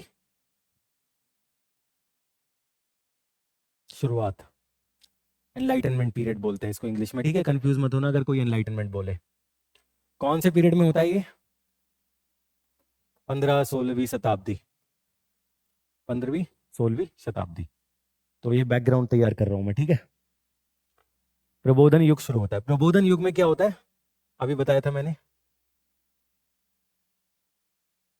वैश्वीकरण के ऊपर ज्यादा ध्यान देके धार्मिक चीजों को कम करेंगे, ठीक है? औद्योगिकरण के ऊपर फोकस करेंगे, साइंस के ऊपर, विज्ञान के ऊपर फोकस करेंगे। तो ये सब चीजों से क्या होगा, डिमांड क्रिएट होगी। किसकी डिमांड? जो भारत से सामान लेते हैं ये, ठीक है? भारत से सामान, तो फिर क्या करेंगे, खोज करेंगे। तो एक पॉइंट हो गया, कौन सा? प्रबोधन युग। क्वेश्चन अगर आ जाए प्रबोधन युग भी लिख दोगे ना, तो उसको समझ आ जाएगा एग्जामिनर को, इसको पता है पीछे का, ठीक है? मैं सिर्फ पॉइंटर्स लिखवाऊंगा, आप लिख सकते हो खुद, ठीक है? समझना है हमको, पॉइंटर्स मैं दे दूंगा, ठीक है? तो प्रबोधन युग की वो हो गया। नेक्स्ट पॉइंट लिखो, आर्थिक प्रगति, आर्थिक प्रगति, जिसके कारण पूर्वी वस्तुओं की मांग बढ़ी, पूर्वी वस्तुओं की मांग बढ़ी। इसमें सिर्फ इंडिया नहीं है, चाइना वाइना सब है, चीन वगैरह, ठीक है? सबकी डिमांड बढ़ रही है। नेक्स्ट पॉइंट लिखो, 1453 में उस्मानी साम्राज्य, उस्मानी लिख लोगे, उस्मानी साम्राज्य का बढ़ना, 1453 में उस्मानी साम्राज्य का बढ़ना। इसमें आगे लिखो, हाइफन देके लिखो, इसी में, इसी स्टेटमेंट में आगे लिखना है, भारतीय वस्तुओं में इजाफा, की कीमतों में इजाफा, भारतीय वस्तुओं की कीमतों में इजाफा हो गया। समझ आ गया ना क्या लिखवा रहा हूं? पॉइंट बता चुका हूं मैं पीछे, ठीक है? इसी, अब देखो जब आंसर लिखोगे ना और ये पॉइंट आप लिखोगे, पॉइंट आपके दिमाग में है, पॉइंट आपके नोट्स में है, अपनी लैंग्वेज में आगे लिख दो। समझ आ रहा है ना? ठीक है, मैं पूरा नहीं लिखवा रहा हूँ स्टेटमेंट, वो बहुत ज्यादा हो जाएगा। पॉइंट्स के ऊपर ज्यादा फोकस करेंगे कि बैकग्राउंड रहे, समझ जाए, और पॉइंट्स रहे आपके पास, अपने से एक्सप्लेन कर सकते हो आप, ठीक है? आगे लिखो, चलो। इतना बहुत है इसमें, हाँ इतना बहुत है इसमें। अब एक हेडिंग दो, नेक्स्ट। इतना बहुत है, 2-3 पॉइंट बहुत है, ठीक है? इस पे क्वेश्चन बनता नहीं है। पुर्तगाल लिखो, अब हेडिंग दो पुर्तगाल। हाँ, पुर्तगालियों का आगमन, वास्को डी गामा लिखेंगे ना, लिख देता हूं मैं।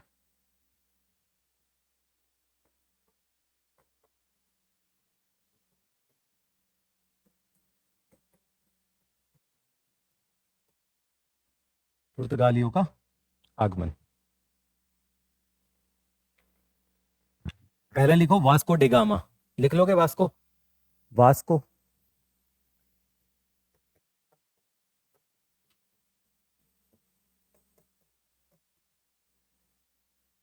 देखो हिंदी सिंपल रखनी है आपको, बहुत कॉम्प्लेक्स नहीं करना है, बस कीवर्ड जो है वो लिखना है। अब पुर्तगाली ये तो नाम ही हो गया, ठीक है? वास्को तो नाम ही हो गया, बट पीछे मैंने एनलाइटनमेंट वाला वर्ड लिखवाया ना, वो कीवर्ड है।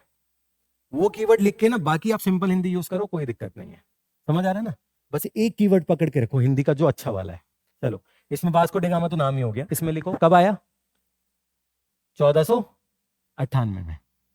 वास्को डी गामा इसके अंदर लिख लो, वास्को डी गामा 1498, सिर्फ पॉइंट लिखो, आया वाया तो लिख लेना खुद ही। 1498, 1498। कहां पर आया? कालीकट।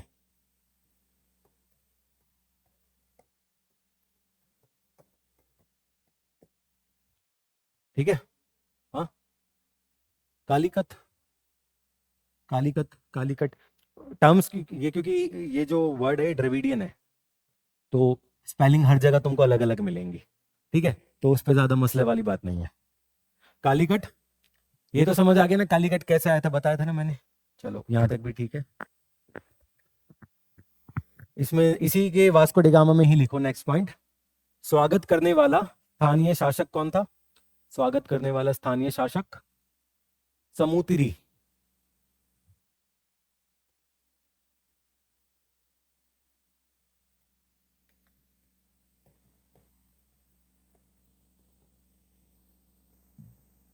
समुद्री, जोमोरिन भी बोलते हैं इसको, ठीक है।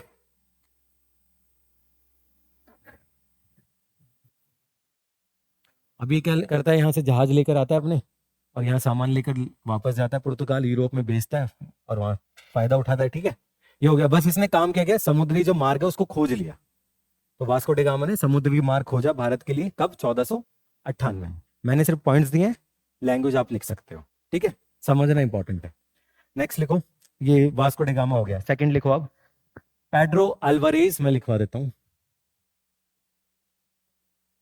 थोड़ा नाम में आपको कंफ्यूजन होगा भी। पेड्रो अल्वारेज, काब्राल, काब्राल भी लिखी लो।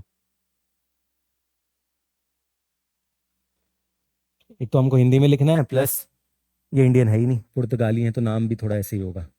पेड्रो अल्वारेज काब्राल, ये कब आता है? 1500 में। पेड्रो अल्वारेज, ये देखो जो प्रारंभिक परीक्षा है ना आपकी, उसमें ये सब पूछ सकता है, ठीक है। तो पेड्रो अल्वारेज काब्राल, इसमें लिखो कालीकट में, कालीकट में कारखाना, इसका सब पॉइंट, इस बंदे ने क्या क्या किया?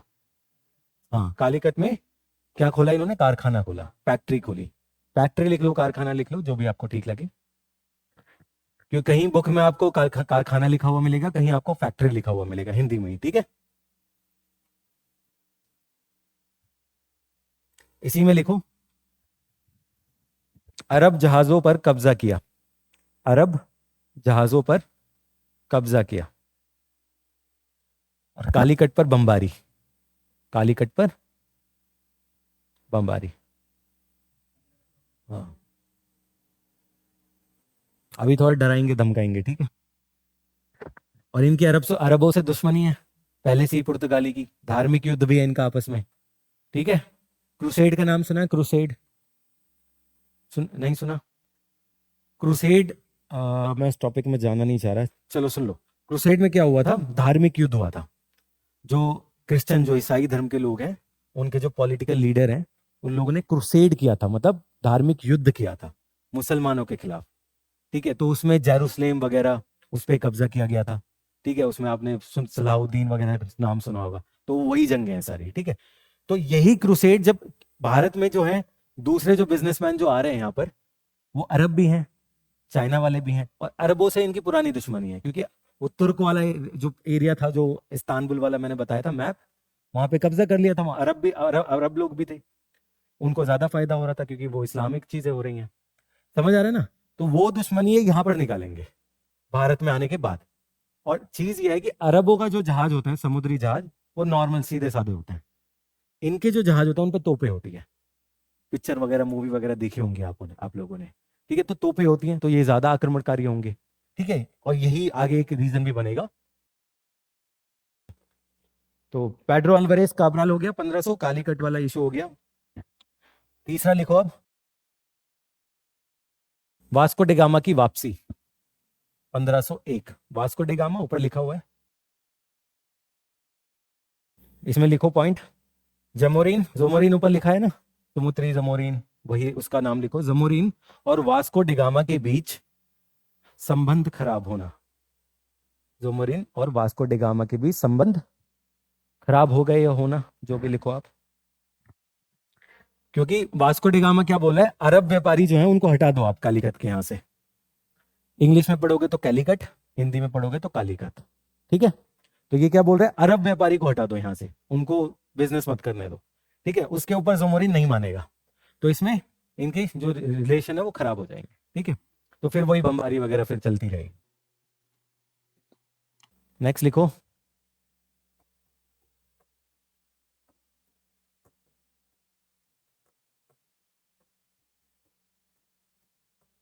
फ्रांसिस्को डी अल्मीडा, चौथा है ये, फ्रांसिस्को डी अल्मीडा, 1505।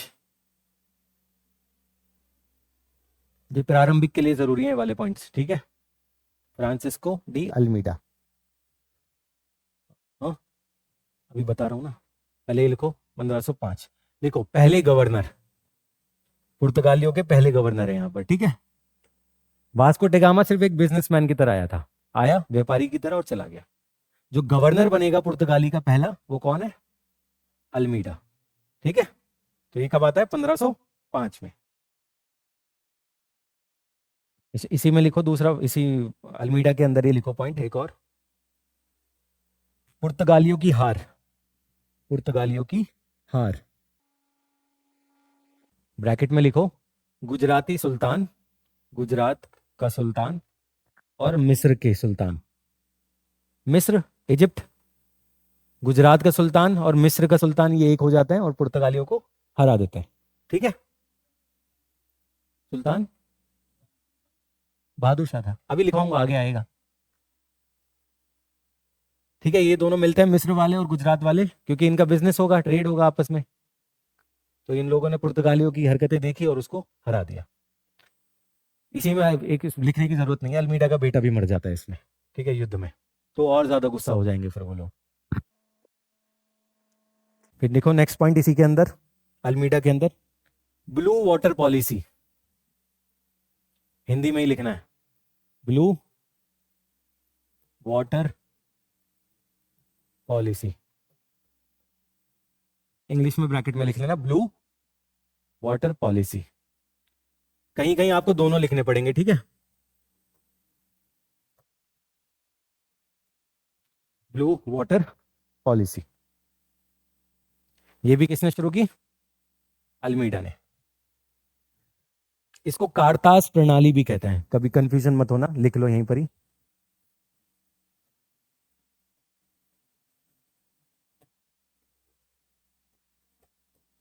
कारताज प्रणाली, इंग्लिश में होगा कार्टस पॉलिसी या कार्टस सिस्टम।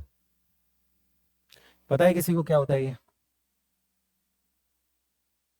चलो,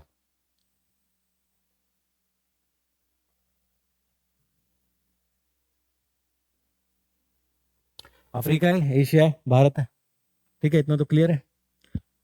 कालीकट में आते हैं ये लोग, ठीक है, और यहाँ पर जहाज घूम ही रहे हैं इनके, इन लोगों के भी घूम रहे हैं, मिस्र वालों के, गुजरात वालों के भी घूम रहे हैं, पुर्तगालियों के भी घूम रहे हैं। अब जमीन पे तो इनकी पावर है नहीं, जमीनी ताकत तो है नहीं पुर्तगाल वाले लोग, लेकिन समुद्री ताकत है। और इनसे रिश्ते खराब हो रहे हैं, कालीकत वालों से लिखवा चुका हूं, ठीक है। इससे भी खराब हो रहे हैं, यहाँ के सुल्तान से जंग हुई। इसमें ये क्या करेंगे, जो इनके जो ये वाला सिस्टम है, जो इनके जहाज है, समुद्री जहाज, उसमें क्या है? तोपे हैं, दूसरे लोगों की नहीं है। तो ताकत किसकी ज्यादा है? जिसके पास हथियार ज्यादा है, तोपे हैं। तो उसमें क्या करेंगे? ब्लू वाटर पॉलिसी लेकर आते हैं। ब्लू वाटर, इसमें जमीन वाला वर्ड नहीं है, ब्लू वाटर, ब्लू वाटर। उसमें क्या होगा, जो भी जहाज पानी में निकलेंगे, ठीक है, ओशन के अंदर, समुद्र के अंदर निकलेंगे, कोई भी जहाज पुर्तगालियों के अलावा, चाहे वो गुजराती हो, चाहे मिस्र का हो, चाहे किसी का भी हो, चाहे मुगलों का हो या मराठा होगा, किसी का भी जहाज हो, उसको ना एक पास लेना होगा। जैसे आपका आईडी कार्ड होता है, कॉलेज में एंट्री करते हो, आईडी कार्ड लेकर जाते हो, तो एक पास लेना होगा कि आप पास लेकर ही समुद्र में उतरोगे। अगर आपके पास पास नहीं होगा, या तो आपको गुलाम बना लिया जाएगा, आपका जहाज को कब्जे में ले लिया जाएगा, या आपको मार दिया जाएगा, क्योंकि इनके पास तोपे हैं और पानी में इनको कंट्रोल करने वाला कोई है नहीं अभी तक। अभी अंग्रेज नहीं आए हैं, ये ध्यान रख, अभी अंग्रेज समुद्री ताकत है वो नहीं आई है अभी, ठीक है। तो उसी को बोलते हैं blue water policy, carts system, carts प्रणाली, ठीक है। तो वो लेकर आए ये लोग। तो कौन लेकर आया? वो गवर्नर क्या नाम है? अल्मीडा, ठीक है। तो क्वेश्चन जब बनेगा उसमें ये लिखा जाएगा आपको कि ये कौन से गवर्नर के दौरान आया। नेक्स्ट लिखो, नेक्स्ट गवर्नर, अगला,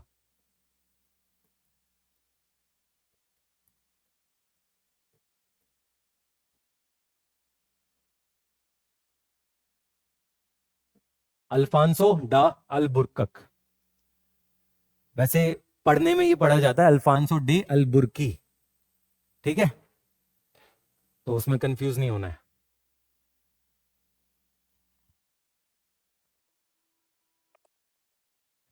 इसमें लिखो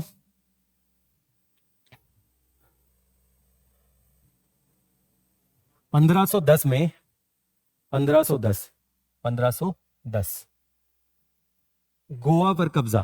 गोवा सुना है ना, गोवा, गोवा पर कब्जा किससे छीना था गोवा? बीजापुर का सुल्तान।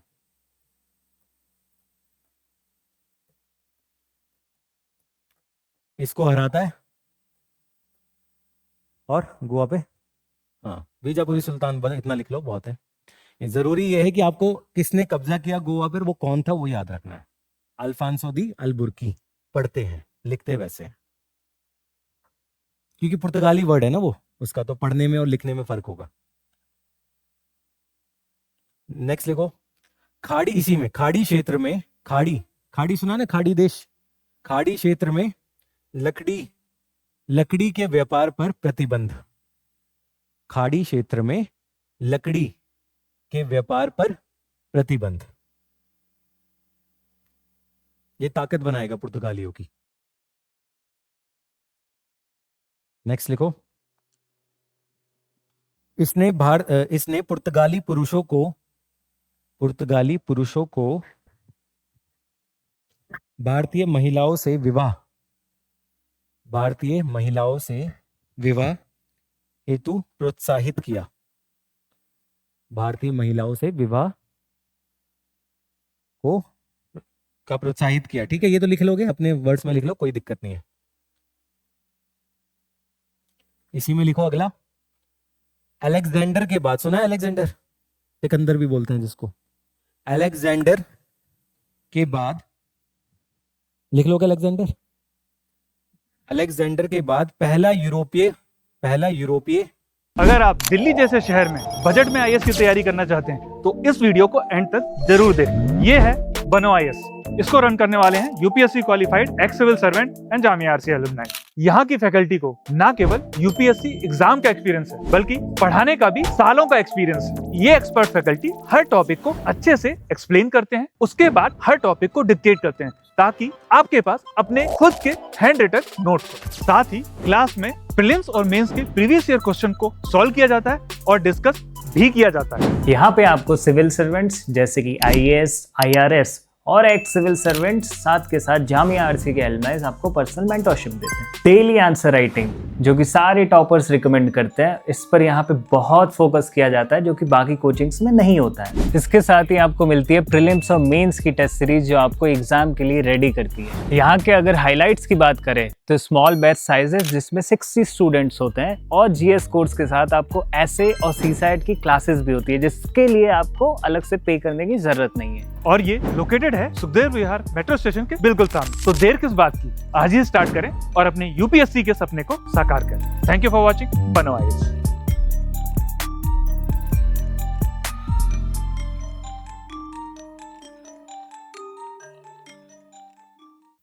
पहला यूरोपीय शासन क्षेत्र कहां पर बना? गोवा में। अलेक्जेंडर कब आया था? 200 या 300, 323 और 25 ईसा पूर्व आया था। उसके बाद अब ये कौन सा साल चल रहा है? 1516वीं शताब्दी चल रहा है, ठीक है। तो कितने साल हो गए, कितने शतक हो गए, या ये बता दो शताब्दी? 1200 नहीं, ये बताओ, ये जरूरी है, इस पे रुकेंगे हम लोग, ये जरूरी है। अगर ये नहीं समझे तो इतिहास में डेट्स में कंफ्यूजन हो जाएगी। फिर इतिहास की जो डेट्स होती है ना, साल कौन सा है, वो कंफ्यूजन है। ये पहले समझेंगे फिर आगे बढ़ेंगे। बताओ, ये 323-25 छोड़ दो, 300 ईसा पूर्व से लेके आज 2000 समझो, 2025 छोड़ो, 2000 कितने शताब्दी हो रहे हैं, कितने साल हो रहे हैं?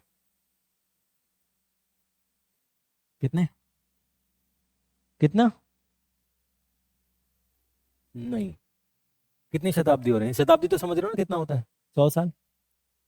300 ईसा पूर्व और अभी 2000, 2025 छोड़ो, 2000 कितनी? 16 शताब्दी नहीं, 71 नहीं, 71 तो बहुत ज्यादा हो गया। चलो नहीं नहीं, समझ लेते हैं इसको। चलो ये वाला टॉपिक लेते हैं पहले, फिर आगे बढ़ेंगे। ये जरूरी है इसलिए मैं करवा रहा हूं।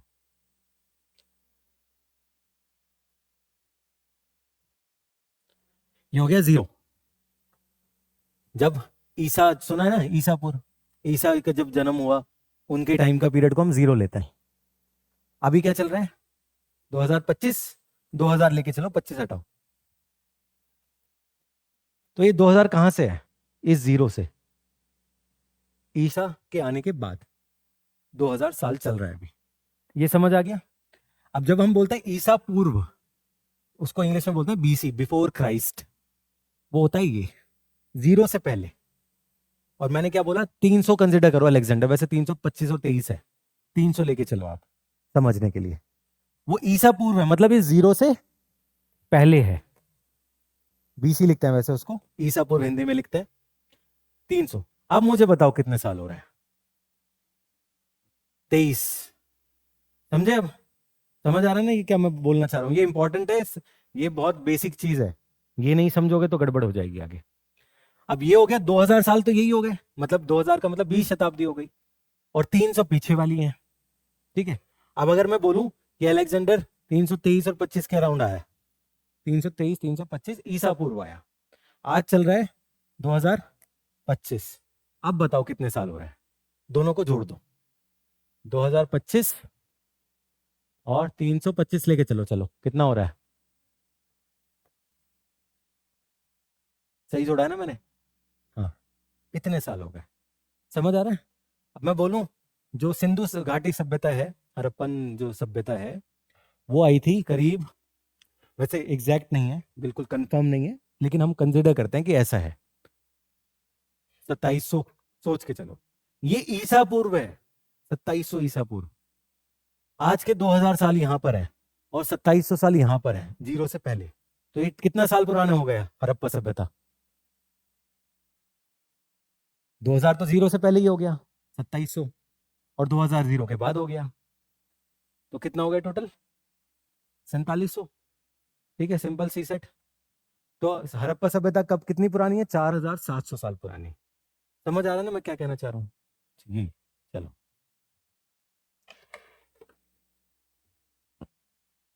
लास्ट क्या लिखवाया था मैंने? हाँ ठीक है, इसमें सारे पॉइंट्स नहीं लिखवा रहा हूं मैं, काफी पॉइंट्स बुक के अंदर हैं, आप वो पढ़ोगे ही। क्या क्या लास्ट क्या लिखा? औरंगजेब के बाद पहली बार पहला यूरोपियन शासन क्षेत्र बोला था मैंने, पहला यूरोपीय शासन क्षेत्र गोवा। उससे पहले अलेक्जेंडर ने कब्जा की थी जमीन भारत की। उसके बाद पहली बार यूरोपियन कोई कब्जा कर रहा है, तो वो कौन कर रहा है? पुर्तगाली। और कौन से एरिया को कब्जा कर रहे हैं? गोवा को। समझ आ गया ना? यही कहना चाह रहा हूँ।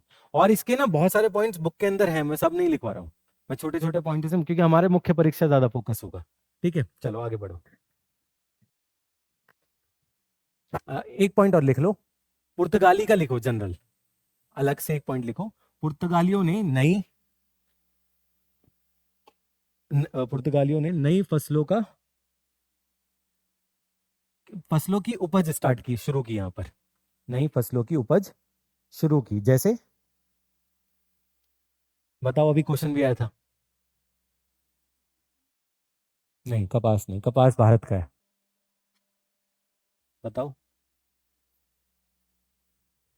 हम्म, नहीं, वो लेके आएंगे, अंग्रेज लेके आएंगे। काजू लिखो, काजू। अमरूद देखो, तंबाकू, पपीता। सवाल आ चुका है इस बार, और ये हमने क्लास में कर चुके थे हम लोग पहले ही, तो बच्चों ने सही मार दिया। हाँ, वीडियो भी आई होगी इसकी।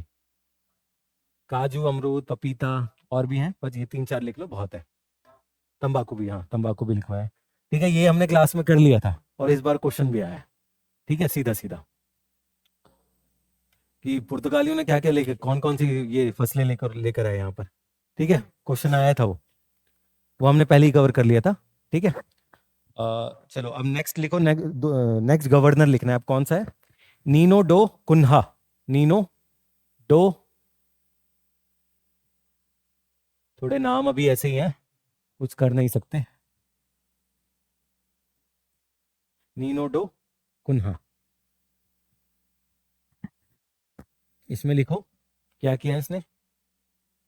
मुख्यालय को हाँ, ये उसी के 15 से 10 के बाद आएंगे, वो जरूरी नहीं है, वो पूछेगा सिर्फ। देखो, इतिहास में एक चीज ध्यान रखना, पुर्तगाली कब आए? 1498 में आए। तो जब आप लिखोगे ना, तो 1498 कौन सी शताब्दी होती है? 15वीं होती है। जब 14 है तो 15वीं, 15 है तो 16वीं, एक आगे लेके चलते हैं। ठीक है, 15वीं शताब्दी में आए, 16वीं शताब्दी की शुरुआती दिनों की बात है। ये लिख दो। आपको हर कहीं जब मुख्य परीक्षा में लिखोगे ना, तो 1510 लिखने की जरूरत नहीं है वहां। समझ आ रहा है? शताब्दी लिख दो आप, 15वीं और 16वीं शताब्दी, बहुत हो गया। क्योंकि तुम्हारे लिए उतना पॉसिबल भी नहीं है याद करना। बट मैं पूछूं अकबर का जन्म कब हुआ था, वो पता होना चाहिए।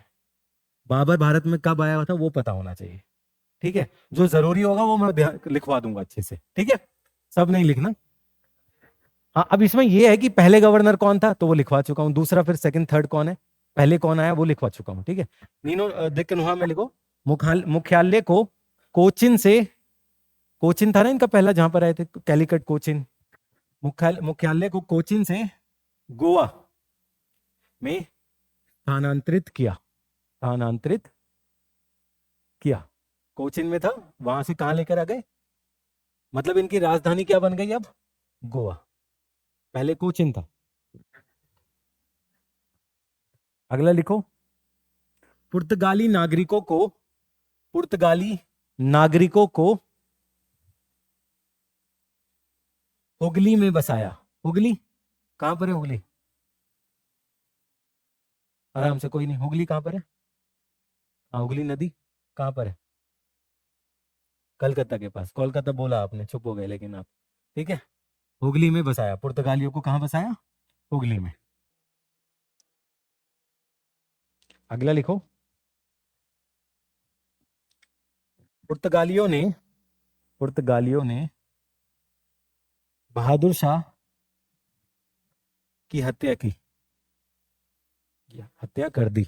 बहादुर शाह कौन है? बहादुर शाह सुल्तान है गुजरात का।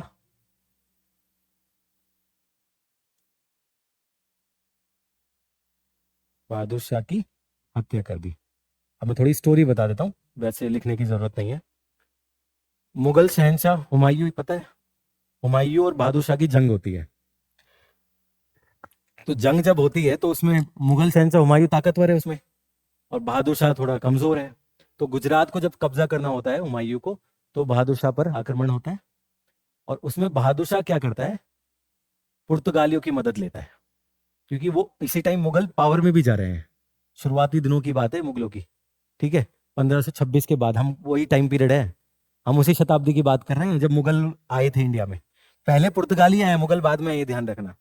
वो 1498 में आए पुर्तगाली, मुगल कब आए? 1526 में, 28 साल बाद। तो वही टाइम चल रहा है, शुरुआती मुगलों के दिन। ठीक है, तो हुमायूं आक्रमण करता है बहादुर शाह के ऊपर गुजरात को कब्जा करने के लिए। एक और है, थोड़ी लेजेंड है, वो स्टोरी है, हकीकत का नहीं पता, लेकिन स्टोरी है। गुजरात का जो बहादुर शाह है ना, वो एक राजपूत स्टेट के ऊपर आक्रमण करता है, रणथंबोर, सुना होगा। रणथंबोर राजस्थान में, वहां पे एक रानी थी, रानी कर्णवती। तो रानी कर्णवती वाला जो किला होता है जहां पर वो होती है, उसके ऊपर आक्रमण कौन करता है? बहादुर शाह, जो कि गुजरात का सुल्तान है, क्योंकि राजस्थान का बॉर्डर और गुजरात का बॉर्डर टच है आज। ठीक है, तो क्लोज है। उस टाइम हुमायूं जो होता है वो बंगाल में होता है। बंगाल दूर है, बिल्कुल एकदम दूसरे कोने पर है। तो बंगाल में जब होता है और रानी कर्णवती के ऊपर जब हमला होता है, अब रानी कर्णवती मुंह बोली बहन होती है किसकी? हुमायूं की। ठीक है, ये स्टोरी है, और ऐसा बोला भी जाता है, एक लेजेंड है, सच्चाई नहीं।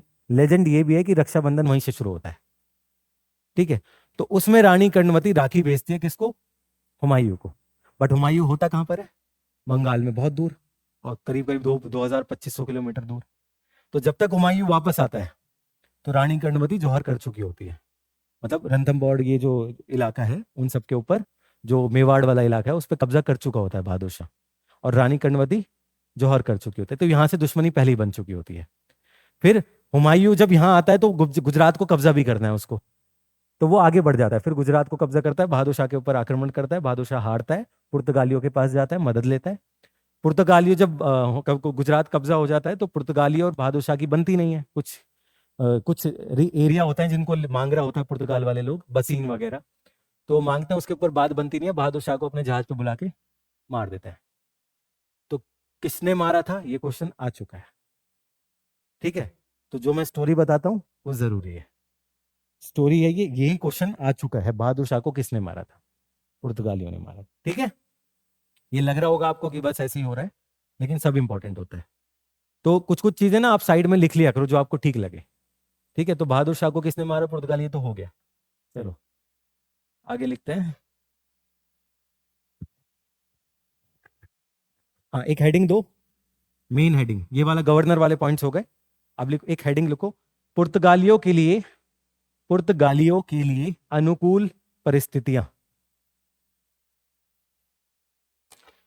जो भी है हेडिंग लिखने के बाद ना उसको बॉक्स कर दिया करो।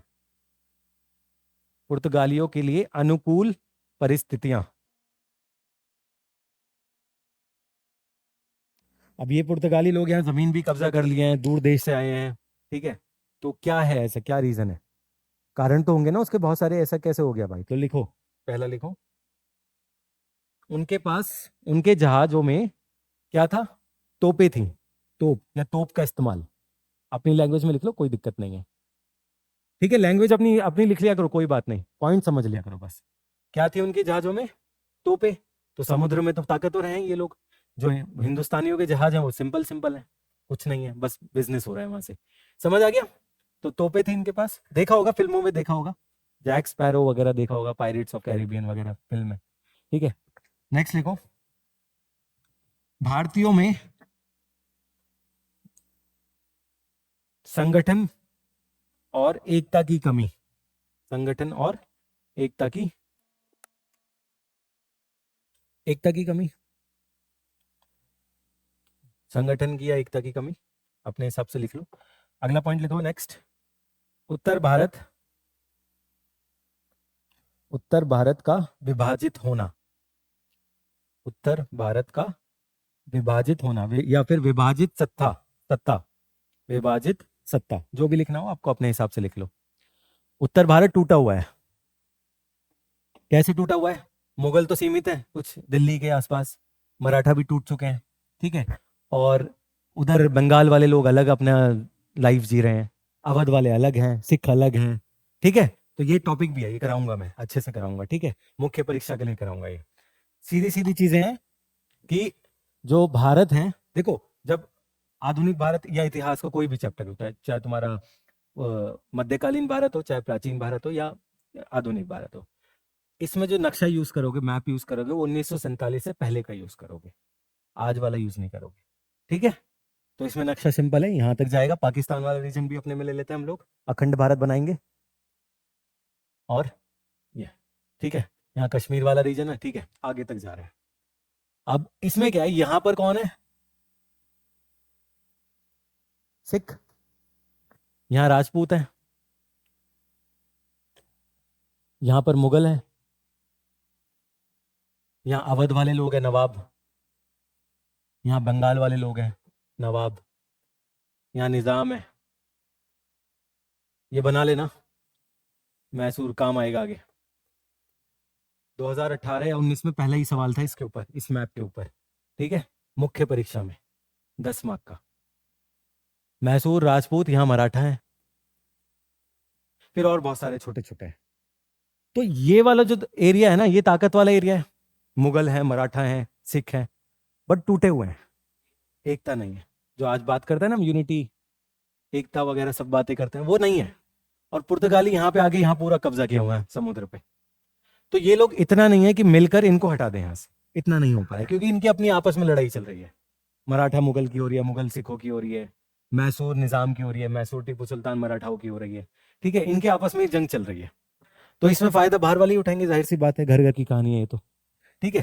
तो एक ये पॉइंट लिखवाया मैंने आपको। हाँ, अगला लिखो, भारतीय नौसेना का कमजोर होना। मैप बना लिया, रफ बना लो, कोई बात नहीं, परफेक्ट बनाने की जरूरत नहीं है। कार्टोग्राफी उसमें नहीं लेना एडमिशन आपको, सिंपल बनाओ एकदम। और मैप बनाना थोड़ा प्रैक्टिस करना, ठीक है। क्या लिखवा भारतीय नौसेना का कमजोर होना। नौसेना तो थी नहीं, कमजोर होना तो छोड़ो, थोड़ा बहुत ताकतवर थी तो वो मराठाओं की थी बस। राजेंद्र चोला वगैरह जब पढ़ोगे ना आप मध्यकालीन भारत में, वहां पर ताकत थी नौसेना की, ठीक है। उसके ऊपर भी कुछ सवाल आ चुका है। तो सिंपल मैप बना लिया, ये काम करेगा आगे। चलो, क्या कितने पॉइंट्स हो गए इस वाले टॉपिक में? क्या क्या बोलना? बहुत है, 4 पुर्तगाली के लिए 4 बहुत है, क्योंकि अंग्रेजों का मैं लिखवाऊंगा 8-10, ठीक है। अंग्रेजों पे ही क्वेश्चन आएगा, पुर्तगाली पे बहुत कम चांस है अगर आया तो, ठीक है। 4 पॉइंट में काम हो जाएगा, ठीक है। चलो आगे बढ़ते हैं अब।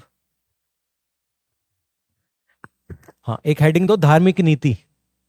धार्मिक नीति पुर्तगालियों की, अभी टॉपिक वही चल रहा है पुर्तगाल वाला। धार्मिक नीति, पहला पॉइंट लिखो, मुसलमानों के प्रति असहिष्णुता। असहिष्णुता, पहले असहिष्णुता लिख लेते हैं।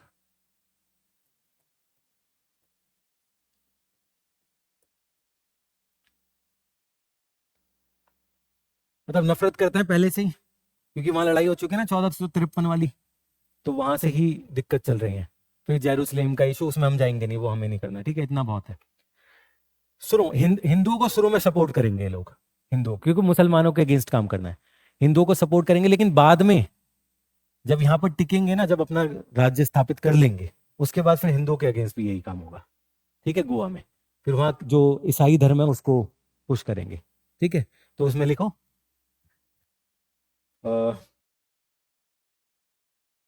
एक सेकेंड रुकना, धार्मिक नीति, हाँ नेक्स्ट पॉइंट लिखो, ईसाई पादरियों को अकबर के दरबार में भेजना। अकबर के दरबार में भेजना, अकबर के दरबार में भेजना। किसी को पता है? अच्छा, मध्यकालीन तो अभी हुआ ही नहीं आपका, ठीक है। दो दो वैसे मेन 2 हैं, उसमें लिखो रोडोल्फो मैं लिखवे देता हूँ, एक second. Rodolfo aqua Viva, Rodolfo aqua Viva, PT में क्वेश्चन आ सकता है ये, ठीक है। Rodolfo aqua Viva. एक और है,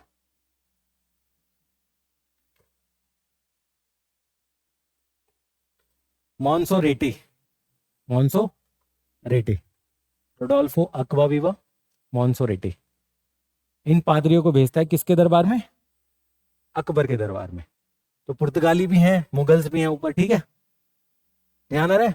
लेकिन एक चीज बताओ मुझे, मैंने पीछे लिखवाया था ऊपर विभाजन हो चुका है, इसलिए पुर्तगाल यहाँ टिकते हैं। लिखवाया था एक पॉइंट, ऊपर विभाजन है, उत्तरी भारत में विभाजन है, लिखवाया था मैंने, सिख भी लिखवाया था। लेकिन अब मैं अकबर की बात कर रहा हूँ, अकबर के टाइम पे तो सिख होगा वो था ही नहीं, मराठाओं का भी नहीं था। तो वो पॉइंट मुझे समझाओ आप, क्या क्या लिखवाया मैंने फिर वो, गलत नहीं है वो पॉइंट, मुझे आप लोग समझाओ कि ऐसा क्यों लिखवाया मैंने। चलो छोड़ो, जो उत्तरी भारत वाला जो पॉइंट मैंने लिखवाया था ऊपर विभाजन है, वो बाद की बात है, क्योंकि ऐसा नहीं है कि मैं 1510 की ही बात कर रहा हूं, बाद में भी तो रहे हैं ना, 1972 तक रहे हैं ये लोग, तो वो बाद वाले पीरियड की बात है, ठीक है। जब क्वेश्चन आएगा कि ऐसे सवाल अगर ऐसे बनेगा कि पुर्तगाली यहाँ कैसे टिके, तो उसमें तो सभी लिखोगे ना आप। बट अगर आप लिखोगे कि शुरू में नहीं टिक पाए उतना, तो उसमें फिर मुगलों का लिखोगे, मुगल सल्तनत थी ऊपर, ताकतवर थे। फिर मराठा सल्तनत भी थी, वो भी ताकतवर थे। बट एक टाइम ऐसा आया जब ये कमजोर हो गए, उस टाइम वाला पॉइंट है वो, समझ आ रहा है? क्योंकि ये देखो ना, वो कब आए पुर्तगाली, और रहे कब तक? 1970 के दशक तक रहे हैं, 70 के आसपास, 65 के आसपास रहे हैं, ठीक है। तो कितना साल हो गया, 1500 कंसिडर करो, 470 साल। इसमें मुगल भी आके चले गए, 1526, 1857 खत्म मुगल। मराठा भी आके चले गए, वो भी खत्म हो गए। और भी विजयनगर वाले भी आए, वो भी चले जा चुके हैं। मैसूर वाले आए, वो वैसे बचे रहे, लेकिन हैदर अली टीपू सुल्तान खत्म हो गए, ठीक है। तो ये बहुत लंबा टाइम है, ठीक है। तो वो जो मैंने लिखवाया ना उत्तरी भारत में जो विभाजन वगैरह, वो आखिरी वाले टाइम की बात कर रहा हूं मैं, ठीक है।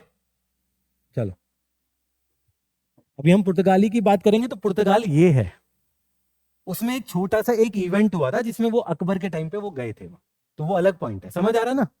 हिस्ट्री में ऐसी स्ट्रेच में चलेगा, लंबा उस समय में चलेगा। इसको बोलते हैं जमा और मकाम। किस जगह की बात है मकाम, जमा किस जमाने की बात है, टाइम की बात है, ठीक है। तो समझ आ रहा है ना वो पॉइंट, कंफ्यूज नहीं होना उसमें। चलो लास्ट पॉइंट बताओ क्या लिखा था मैंने। हाँ चलो अगला लिखो। हेडिंग दो, मुगलों के साथ संबंध। कैसे संबंध थे मुगलों के साथ, एक पॉइंट तो ऊपर लिखवा ही चुका हूं अकबर वाला, ठीक है, उसको दोबारा नहीं लिखवाऊंगा। मुगलों के साथ संबंध, इसको हेडिंग बना के लिखना। पहला पॉइंट लिखो अकबर, सिर्फ अकबर लिख के छोड़ दो, ऊपर है पॉइंट, ठीक है। समझ आ रहा है ना पॉइंट, ऊपर लिख चुके हैं तो हम दोबारा नहीं लिखेंगे। अगला लिखो 1608 में, अगला पॉइंट 1608, 1608, हाँ 1608 में captain Hawkins, captain Hawkins bracket में लिखना अंग्रेज, पुर्तगाली नहीं है ये, अंग्रेज है। कैप्टन हॉकिंस लिख लोगे, हॉकिंस सूरत पहुंचे, सूरत जो गुजरात में है, सूरत, सूरत पहुंचे। साइड में लिख लेना कि कैप्टन हॉकिन अंग्रेज है, पुर्तगाली नहीं है, ये मैं बार बार बोल रहा हूं आप लोगों को। तो 1608 में कैप्टन हॉकिंस कहां पहुंचते हैं, सूरत में। उसके बाद पहुंचते हैं, सूरत के बाद कहां पहुंचते हैं, जहांगीर के दरबार में। 1608 में कहां पर आ गए, जहांगीर के दरबार में। जहांगीर कौन है, मुगल बादशाह, ठीक है। अकबर वाला पॉइंट तो ऊपर हो गया। पुर्तगालियों ने, इसी में लिखो, पुर्तगालियों ने इसका विरोध किया,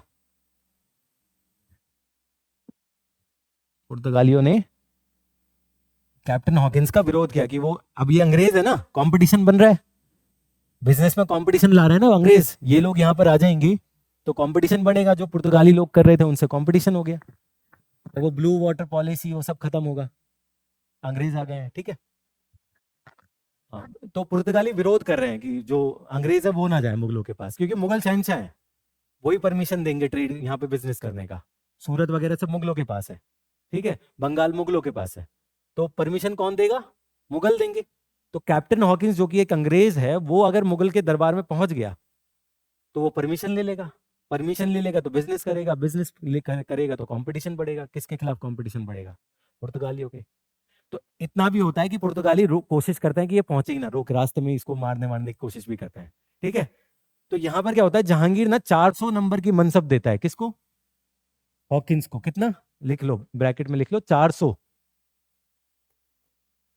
ये मैं ज्यादा इसमें नहीं जाऊंगा क्योंकि ये मध्यकालीन में हो जाएगा, जो मुगल वाला चैप्टर है। 400 मनसब, मनसब, मनसब एक पोजीशन होती है ऑफिस की, ठीक है, पोस्ट होती है एक, वो मध्यकालीन जब सब सर कराएंगे ना वहां समझा देंगे, ठीक है।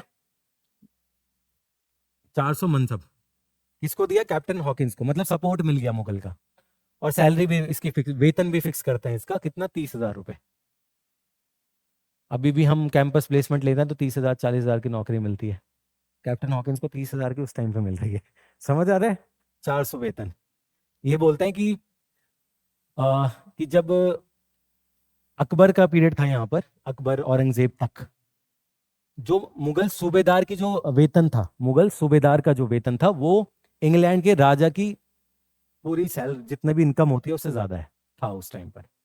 इसलिए क्या बोलते हैं, सोने की चिड़िया, इसीलिए बोलते हैं, ठीक है। इसीलिए कंपटीशन को मारा भी जाता है, बाद वो समझ आ जाएगा, आगे मैं बताऊंगा, चीजें धीरे धीरे क्लियर होंगी, ठीक है। तो भारत, शशि थरूर है, शशि थरूर बहुत लिखते हैं इसके ऊपर, ठीक है, कि इंडिया का ये जब 18वीं शताब्दी आई थी तो भारत का जो व्यापार है वो 20 से 25% था वर्ल्ड में। अगर 100 रुपए का व्यापार हो रहा है वर्ल्ड में, पूरी दुनिया में, तो 25% का व्यापार कौन कर रहा था? भारतीय लोग कर रहे थे। लेकिन जब अंग्रेज छोड़ के जाते हैं तो ये हो जाता है 2%। 100 में से सिर्फ 2% का ही व्यापार भारतीयों का है। आज कितना है पढ़ोगे आप, इकोनॉमी वाले उसमें पढ़ोगे आप, ठीक है, उसमें 2.7%। अंग्रेजों के आने से पहले कितना था? 20 से 25%। समझ आ रहा है ना कॉन्टेक्स्ट क्या है? चलो आखिरी पॉइंट हो गया, हॉकिंस वाला हो गया, ठीक है। अगला पॉइंट लिखो, 1611 में पुर्तगाल और मुगलों के बीच समझौता हुआ। पुर्तगाल और मुगलों के बीच समझौता।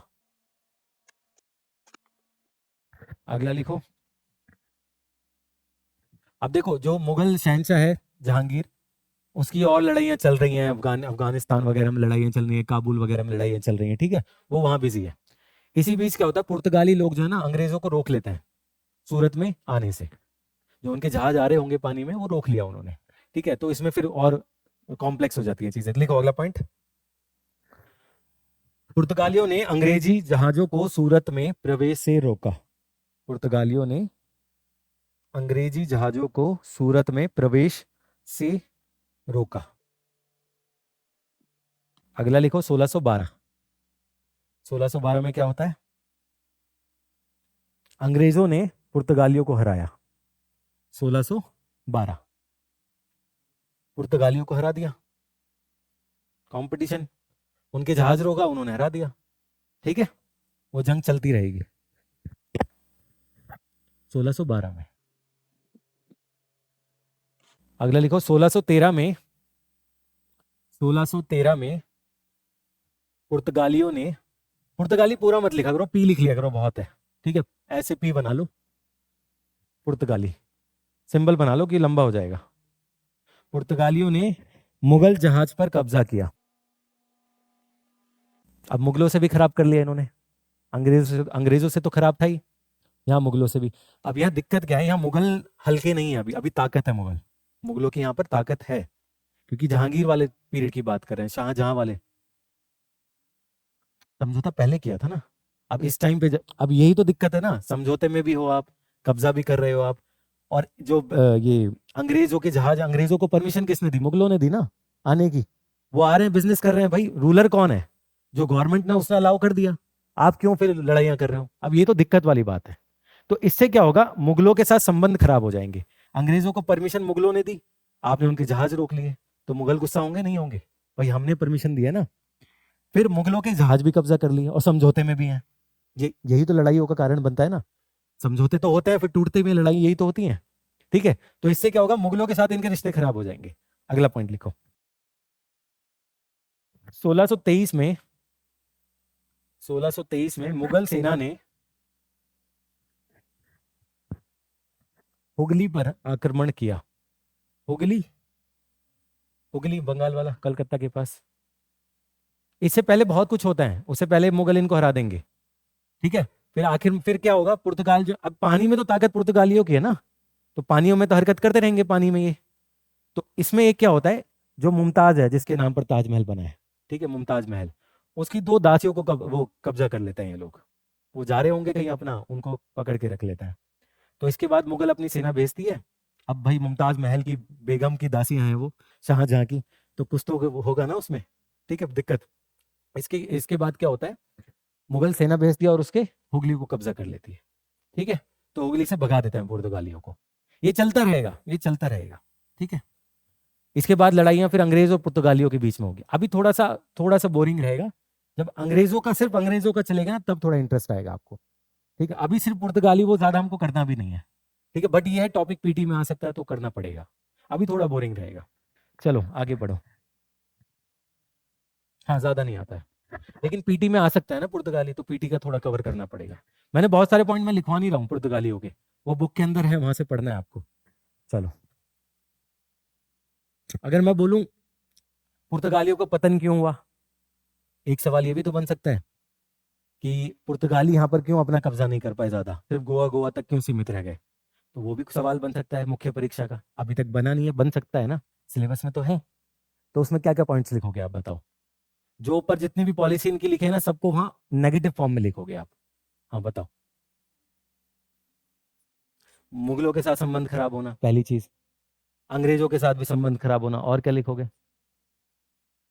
इनकी धार्मिक चीजें, ठीक है, असहिष्णुता, उसमें भी, क्योंकि लोकल लोग सपोर्ट नहीं करेंगे, ये होगा, ठीक है। और कंपटीशन अंग्रेजों का भी आएगा, ये भी होगा, ठीक है।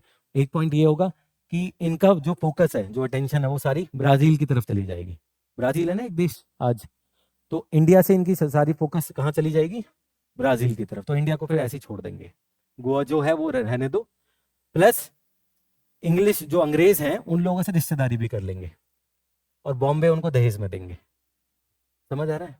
तो ये सब चीजें चलती रहेंगी, ठीक है। तो पुर्तगाली हम यहाँ क्लोज करेंगे, ज्यादा नहीं पढ़ना है। बाकी और जो अगर आप पुर्तगाली पढ़ना है वो स्पेक्ट्रम में है बहुत सारा, वहां से पढ़ लेना आप। हाँ, अभी ये पॉइंट इंपॉर्टेंट है, ये लिख लो, हेडिंग दो पुर्तगालियों का महत्व, क्योंकि जब आप क्लोज करोगे, बंद करोगे आंसर को अपनी, तो वहां ये महत्व लिखना पड़ेगा आपको, ठीक है। पुर्तगालियों का महत्व। और यूपीएससी में जो भी सिलेबस में है ना, वो सब इंपॉर्टेंट है। अगर उसने नहीं को सवाल पूछा है तो पूछ सकता है। फलो वाला पूछ लिया, देखो कोई भी नहीं पढ़ता है उसको, फलो वाला लोग छोड़ देंगे, वही उसको कौन पूछेगा। बल्कि जब मैंने कराया था वो बच्चों को, तो लोगों ने बोला भी था कि सर ये क्यों आएगा, और वो आ गया, इसी बार आ गया वो, अगली बार छोड़ो, इसी बार आ गया वो, ठीक है। तो जो भी सिलेबस में है सब इंपॉर्टेंट है। तो मैं वो हाँ, मुख्य परीक्षा में भी तो आ सकता है ना, या देखो उसमें ना आए, आपके ये समझो प्रारंभिक में ना आए, पीटी में ना आए, बट मुख्य परीक्षा में सवाल इस तरीके से घुमाएगा वो कि आपको कुछ पॉइंटर्स लिखने होंगे। पॉइंटर्स कहाँ से उठाओगे? यहां से उठाओगे, ठीक है। स्टोरी तो यहीं से पढ़ोगे ना, तो एग्जैक्टली यही आ जाएगा ये तो हम नहीं कह सकते। बट जब क्वेश्चन सवाल ऐसे आ गया, उन्होंने पुर्तगाली नहीं पूछा, उन्होंने ये पूछ लिया कि अंग्रेज ही क्यों जीते।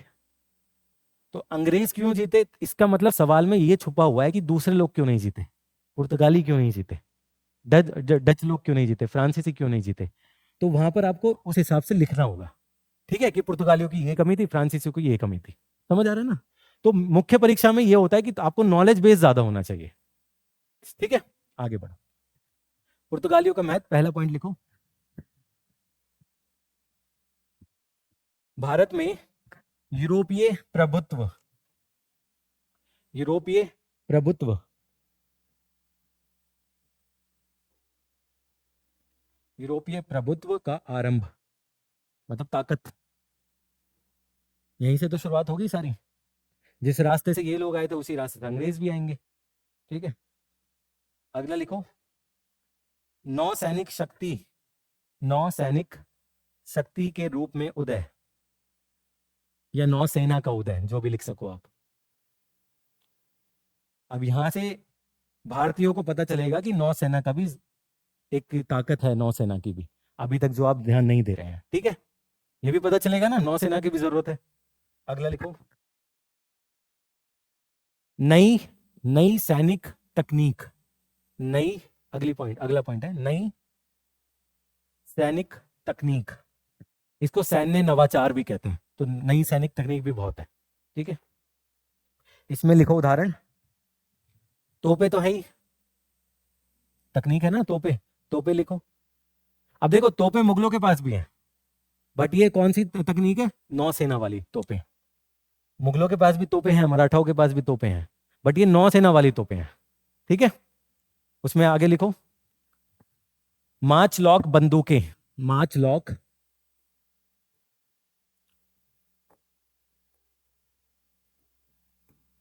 मार्च लॉक बंदूकें, एक तरीके की बंदूकें होती हैं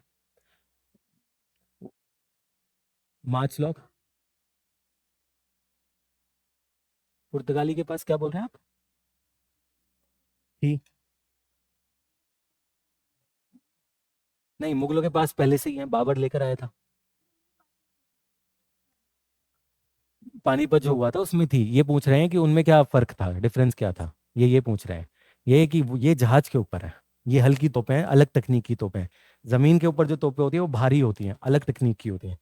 अब तोपों की तकनीक में अंदर जाना है तो उसके लिए आपको पीएचडी करनी पड़ेगी, उसके अंदर हमें नहीं जाना है, ठीक है। फिर बहुत सारी चीजें ना, फिर उसकी कितनी लेंथ है, उसका साइज क्या है, उसमें मसाला कौन सा यूज कर रहे हैं, वो हमारे काम का ही नहीं है, ठीक है, उसमें नहीं जाना है। लेकिन तोपें वहां भी हैं, यहाँ मैं बात कर रहा हूँ नौसेना वाली तोपे की, और यहाँ में बंदूकें मुगलों के पास भी हैं, ठीक है, बंदूकें मराठाओं के पास भी है, लेकिन वो बंदूकें जो आई है वो भी यूरोप से ही आई है। यहाँ पर ये कौन सी बंदूक लेके आते हैं? मैचलॉक। ये अलग टाइप की तकनीक है, ठीक है। आगे बढ़ो। कई मंजिला भारी जहाज, मल्टी डेक भी बोलते हैं इसको, इंग्लिश में मल्टी डेक बोलते हैं। कई मंजिला भारी जहाज, जो भारतीय के जहाज थे वो सिर्फ एक लेवल है, बस लोग हैं उसमें सिंगल, इनके फ्लोर है, first floor, second floor, third floor, ऐसे करके, ठीक है। अगला पॉइंट लिखो, कला और संस्कृति पर प्रभाव। कला और संस्कृति पर प्रभाव, इसमें खान पान लिख लो, खान पान, पहनावा। गोवा में दिखता है ना, अलग ही कल्चर दिखता है वहाँ गोवा में, कभी देखना वीडियोस में, अगर जाने का मौका मिले तो देखना, वहाँ अलग ही लैंग्वेज है, अलग ही सब कुछ है। चर्च भी आएगा, लिखो, चर्च भी लिखो। समझ आ रहा है ना, पहनावा भी अलग आएगा, खाना पीना भी अलग आएगा, ठीक है, बहुत सारी चीजें होंगी। हाँ, क्या भाषा भी अलग आएगी, पुर्तगाली, ठीक है, लैटिन वैटिन यूज करेंगे लोग, चर्च बनाएंगे, ठीक है, ठीक है ना। आगे बढ़े, अब लिखो, अब ये टॉपिक पुर्तगाल वाला क्लोज कर दो, ठीक है। अब लिखो डचों का आगमन। इसका डचों का,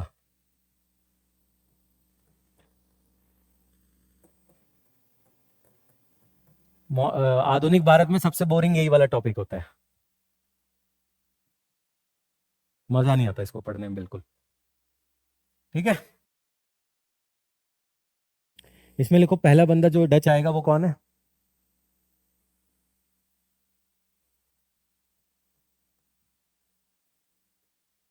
वैसे पूरा नाम ये है,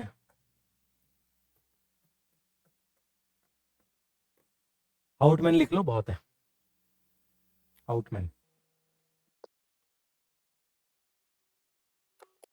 इसमें लिखो, अब ज्यादा नहीं लिखना डच में, एक पॉइंट लिखो फर्स्ट। नेक्स्ट पॉइंट, 1605 में पहली फैक्ट्री का निर्माण, पहली फैक्ट्री का निर्माण कहां पर? मसूलीपट्टनम। अगर आप दिल्ली जैसे शहर में बजट में आईएएस की तैयारी करना चाहते हैं तो इस वीडियो को एंड तक जरूर देखें। ये है बनो आईएएस। इसको रन करने वाले हैं UPSC qualified ex civil servant and Jamia RCA alumni. यहाँ की फैकल्टी को ना केवल यूपीएससी एग्जाम का एक्सपीरियंस है बल्कि पढ़ाने का भी सालों का एक्सपीरियंस है। ये एक्सपर्ट फैकल्टी हर टॉपिक को अच्छे से एक्सप्लेन करते हैं, उसके बाद हर टॉपिक को डिक्टेट करते हैं ताकि आपके पास अपने खुद के हैंड रिटन नोट्स हो। साथ ही क्लास में प्रीलिम्स और मेंस के प्रीवियस ईयर क्वेश्चन को सॉल्व किया जाता है और डिस्कस भी किया जाता है। यहाँ पे आपको सिविल सर्वेंट्स जैसे कि आईएएस, आईआरएस और एक्स सिविल सर्वेंट्स साथ के साथ जामिया आरसीए के एलुमनाई आपको पर्सनल मेंटरशिप देते हैं। डेली आंसर राइटिंग जो कि सारे टॉपर्स रिकमेंड करते हैं, इस पर यहाँ पे बहुत फोकस किया जाता है जो कि बाकी कोचिंग्स में नहीं होता है। इसके साथ ही आपको मिलती है प्रीलिम्स और मेंस की टेस्ट सीरीज जो आपको एग्जाम के लिए रेडी करती है। यहाँ के अगर हाईलाइट्स की बात करें तो स्मॉल बैच साइजेस जिसमें 60 स्टूडेंट्स होते हैं और जीएस कोर्स के साथ आपको एसए और सीसैट की क्लासेस भी होती है जिसके लिए आपको अलग से पे करने की जरूरत नहीं है। और ये लोकेटेड है सुखदेव विहार मेट्रो स्टेशन के बिल्कुल सामने। तो देर किस बात की, आज ही स्टार्ट करें और अपने यूपीएससी के सपने को साकार करें। थैंक यू फॉर वॉचिंग बनो आईएएस।